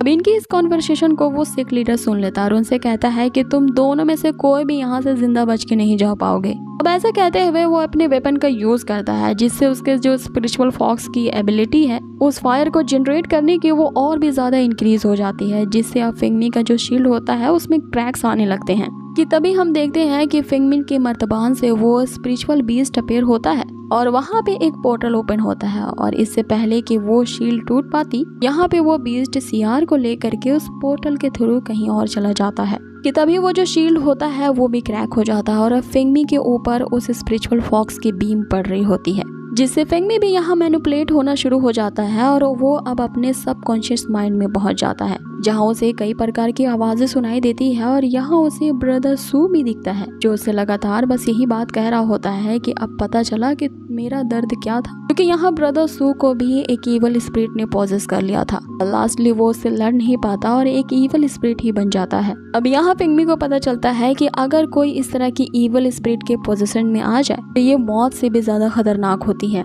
वहीं हम देखते हैं कि फिंगमी को अब अलग अलग इल्यूजन्स दिखाई दे रहे होते हैं। अब यहाँ उसका माइंड पूरी तरह से आउट ऑफ कंट्रोल होने ही वाला होता है। यहाँ उसे अपनी प्रीवियस मेमोरी याद आती है, जहाँ उसने सिया के साथ बहुत ही अच्छी मेमोरी स्पेंड की होती है और यहाँ फिंगमी को लगातार सिया की आवाज सुनाई दे रही होती है कि किसी भी इंसान के अंदर अच्छाई या बुराई उसके अंदर ही होती है, लेकिन उसे ये डिसाइड करना होता है कि वो कौन सी राह चुने, क्योंकि God of evil and good and demons जो होते हैं वो सभी के माइंड के अंदर होते हैं। यहाँ फिंगमी को उसके अब तक के सारे सपोर्टिव मेंबर्स दिखते हैं, जिन्होंने फिंगमी का अब तक इस जर्नी में साथ दिया था और काफी ज्यादा सपोर्ट किया था। यहाँ सभी उसे चेयर कर रहे होते हैं, बस यही बात कहते हुए कि हमेशा अपने दिल की सुनना, वही तुम्हें सही राह दिखाएगा। यहाँ उसे सभी एक ही बात कह रहे होते हैं कि तुम्हारी इंटेलिजेंस को कोई इवल स्पिरिट पॉजेस नहीं कर सकती। अब यहाँ फिंगमी एक्चुअल रियल में वापस आता है और उस सेक्ट लीडर से कहता है कि स्पिरिचुअल पावर्स जो होती है वो यिन और यांग से ओरिजिनेट होती है और ये हेवन और अर्थ ही होते हैं जो गुड और इविल में अंतर पैदा करते हैं। इसलिए मैं अपने हार्ट की सुनूंगा और तुम्हारी इस इविल पोजीशन से बाहर आ जाऊंगा। यहाँ हम देखते हैं कि फिंगमी अपनी पूरी स्पिरिचुअल रूट्स की शक्तियों का इस्तेमाल करता है और उसके उस पोजीशन से बाहर आने की कोशिश करता है। आप लोगों को ये आज का एपिसोड कैसा लगा मुझे कमेंट बॉक्स में जरूर बताएं। और अब यहाँ पे एपिसोड खत्म होता है और हमें अगले एपिसोड में दिखाया जाता है फाइट के दौरान यहाँ पे चांस पाते ही यार जो होती है वो यिन नरिशिंग वुड के एक पवित्र पेड़ को वहाँ से उठा लेती है। अब ये देखती है वो जो फॉक्स स्पिरिट होती है यहाँ उन दोनों पे हमला करती है, जिसे फिंगमी अपने शील्ड से बचा लेता है। आगे फिंगमी अपने बीस्ट का यूज करती है सियार को उस यिन नरिशिंग वुड को लेकर के यहाँ से जाने के लिए कहता है। आगे सियार उसे ये कहते हुए वहाँ से चली जाती है कि वो उसका वो शान सिटी में इंतजार करेगी। कि तभी हम देखते हैं कि वो जो शील्ड होता है वो टूट जाता है और उस फॉक्स स्पिरिट की जो इवल वेव्स होती हैं वो फिंगमी के अंदर जाके एब्जॉर्ब हो जाती हैं। इससे फिंगमी को हेलुसिनेशन आने लगते हैं और उसे उन सब की स्पिरिट्स दिखाई देने लगती हैं। यहाँ उसे अच्छी बुरी सभी आत्माएं दिखती हैं जो कि उसके माइंड को कंट्रोल करना चाहती थी। लेकिन हम तभी देखते हैं कि यहाँ जो फिंगमी के अब तक जितने भी सपोर्टर्स रहते हैं यहाँ उसका मनोबल बढ़ाते हैं, ये कहते हुए कि हर एक के माइंड में अच्छाई के साथ साथ बुराई होती है, लेकिन ये हम पे डिपेंड करता है कि हम कौन सी राह को चूज करें। फिंगमी यहाँ सिया के साथ बिताए हुए अपने अच्छे टाइम को याद करता है और अब हम उसे देखते हैं कि वो उस ईवल पोजीशन से बाहर आ जाता है कि अब उसके जो 5 ड्रैगन की स्पिरिचुअल रूट्स की पावर जो होती है वो अब एक्टिवेट होती ही उस जगह पे इतनी जोर का ब्लास्ट होता है कि उसकी इस स्पिरिचुअल एनर्जी से वो जो स्पिरिट फॉक्स होता है वो भी पीछे हट जाता है। अब यहाँ वो जो सेक्ट लीडर होता है वो ये समझ जाता है कि जब ये बंदा मेरे इस एबल पोजीशन से बाहर आ सकता है तो ये बहुत खतरनाक है भाई, हमें तो मार ही डालेगा। इसलिए वो अब अपने उस फॉक्स स्पिरिट के साथ वहाँ से दुम दबा के भागने की कोशिश करता है, लेकिन फिंगमी उसे जाने कहाँ देने वाला था। हम यहाँ देखते हैं कि एक बहुत बड़ा थंडर टर्बुलेंस अकर हो जाता है क्योंकि वो लोग जहाँ भी भाग रहे होते हैं उनका पीछा कर ही रही होती है। यहाँ फिंगमी उनसे कहता है कि तुम दोनों मुझे इस तरह ऑफेंड करके यहाँ ऐसे बच के भाग थोड़ी ना सकते हो। अब उसके इस थंडर टर्बुलेंस को देख के वो जो सेक्ट लीडर होता है वो तो हैरान परेशान हो जाता है क्योंकि आज तक उसने किसी भी ऐसे बंदे को नहीं देखा था जो कि ची गैदरिंग के स्टेट पे होने के बावजूद इस तरह के थंडर टर्बुलेंस के डिजास्टर को ऑकर कर सके। अब ऐसा कहती ही वो जोर जोर से हंसने लगता है क्योंकि ये जो फिनोमिना था वो नेचर के अगेंस्ट था और जो बंदा इसे करेगा उसकी लाइफ बहुत ही कम होगी, मीन्स कि ऐसा करते ही उसकी खुद की लाइफ हो से डिस्ट्रॉय हो जाएगी। जिस पे यहाँ फिंगमी से जवाब देता है कि तुम इस मामले में गलत हो क्योंकि मुझे पता है कि ऐसा होने ही वाला था, इसलिए मैंने अपने आप को इस तरह से ट्रेन किया कि मैं एक इमॉर्टल बन पाऊं। क्योंकि कल्टीवेशन का मतलब ही होता है कि उस अपॉर्चुनिटी को सीज करना जो आपकी सारी बॉडी के लिमिटेशन को पार कर दे, और हमारी इस बॉडी के लिमिटेशन में डेथ भी शामिल है। इसीलिए तो ये जो इमॉर्टलिटी है वो इस डेथ से परे है। आगे हम देखते हैं कि उस ठंडा टर्बुलेंस से निकलने वाली एक जोरदार लाइटनिंग जो होती है वो फिंगमी पे पड़ती है जिसे वो अपने अंदर एब्जॉर्ब कर लेता है और आगे उस टर्बुलेंस से बहुत सारी इलेक्ट्रिक वेव्स जैसी एनर्जी निकलने लगती है जो उस पूरे एरिया पे गिरने लगती है कि तभी हम देखते हैं कि वो जो दोनों कपल्स वहां से बच के भाग रहे होते हैं उनमें से जो वो बंदा होता है उसके ऊपर बिजली के झटके गिरते ही वो वहीं मारा जाता है, लेकिन वो जो लड़की होती है वहां से बच के भाग निकलती है ये कहते हुए कि वो अपने इस बॉयफ्रेंड की मौत का बदला उससे जरूर लेकर रहेगी। आगे हम देखते हैं कि अब उस बिजली के झटके उस सेक्ट लीडर के ऊपर भी गिर रहे होते हैं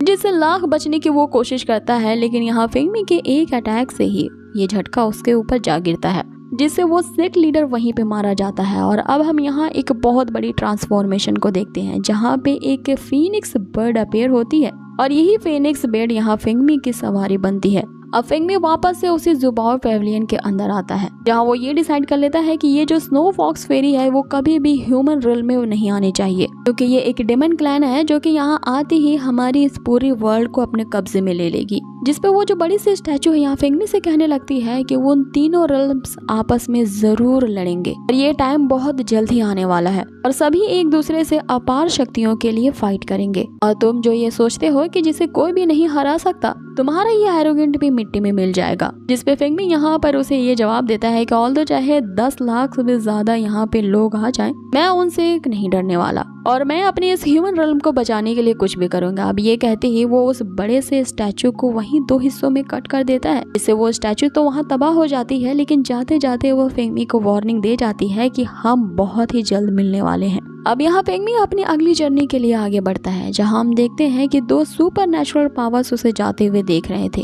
और यहाँ फिंगमी द्वारा वो क्रिएट किए गए उस भयानक फिनोमिना को देखते ही वो समझ जाते हैं कि इस ब्रह्मांड के तीनों रियल्म से आपस में जरूर लड़ने वाले हैं और इस फाइट को किसी भी तरह से अवॉइड नहीं किया जा सकता और इस सीन को देखना काफी कष्टदायक होगा। अब ये दोनों अपने ह्यूमन फॉर्म में अपीयर होते हैं जहां वो फिंगमी को क्यूजाओ ब्रांच की तरफ जाते हुए देखते हैं कि तभी वहां पे वही लड़की अपीयर होती है और उन्हें ग्रीट करते हुए जुबाव पेविलियन में जो कुछ भी हुआ इस सारे सीन को उसे बताती है कि उस ये नरिशिंग वुड को किसी ने चुरा लिया है, साथ ही साथ उसने मेरे बॉयफ्रेंड को भी मार डाला। आगे वो फिंगमी को जाते हुए उस तरफ इशारा करते हुए कहती है कि ये वही बंदा है जिसपे ये जो 2 लोग होते हैं हमें पता चलता है कि ये फॉक्स अलायंस के ही दूसरे ब्रांचेस के लीडर्स होते हैं और ये इस पूरी डायो कंट्री में ये ऐलान करवाने का फैसला करते हैं कि जो भी फिंगमी को देखे देखते ही मारने का ऑर्डर दिया जाए। कि तभी हम आगे फेंगमी को देखते हैं कि वो अपने उस फीनिक्स पे उसी वुशान सिटी की तरफ जा रहा होता है सियार को ढूंढने।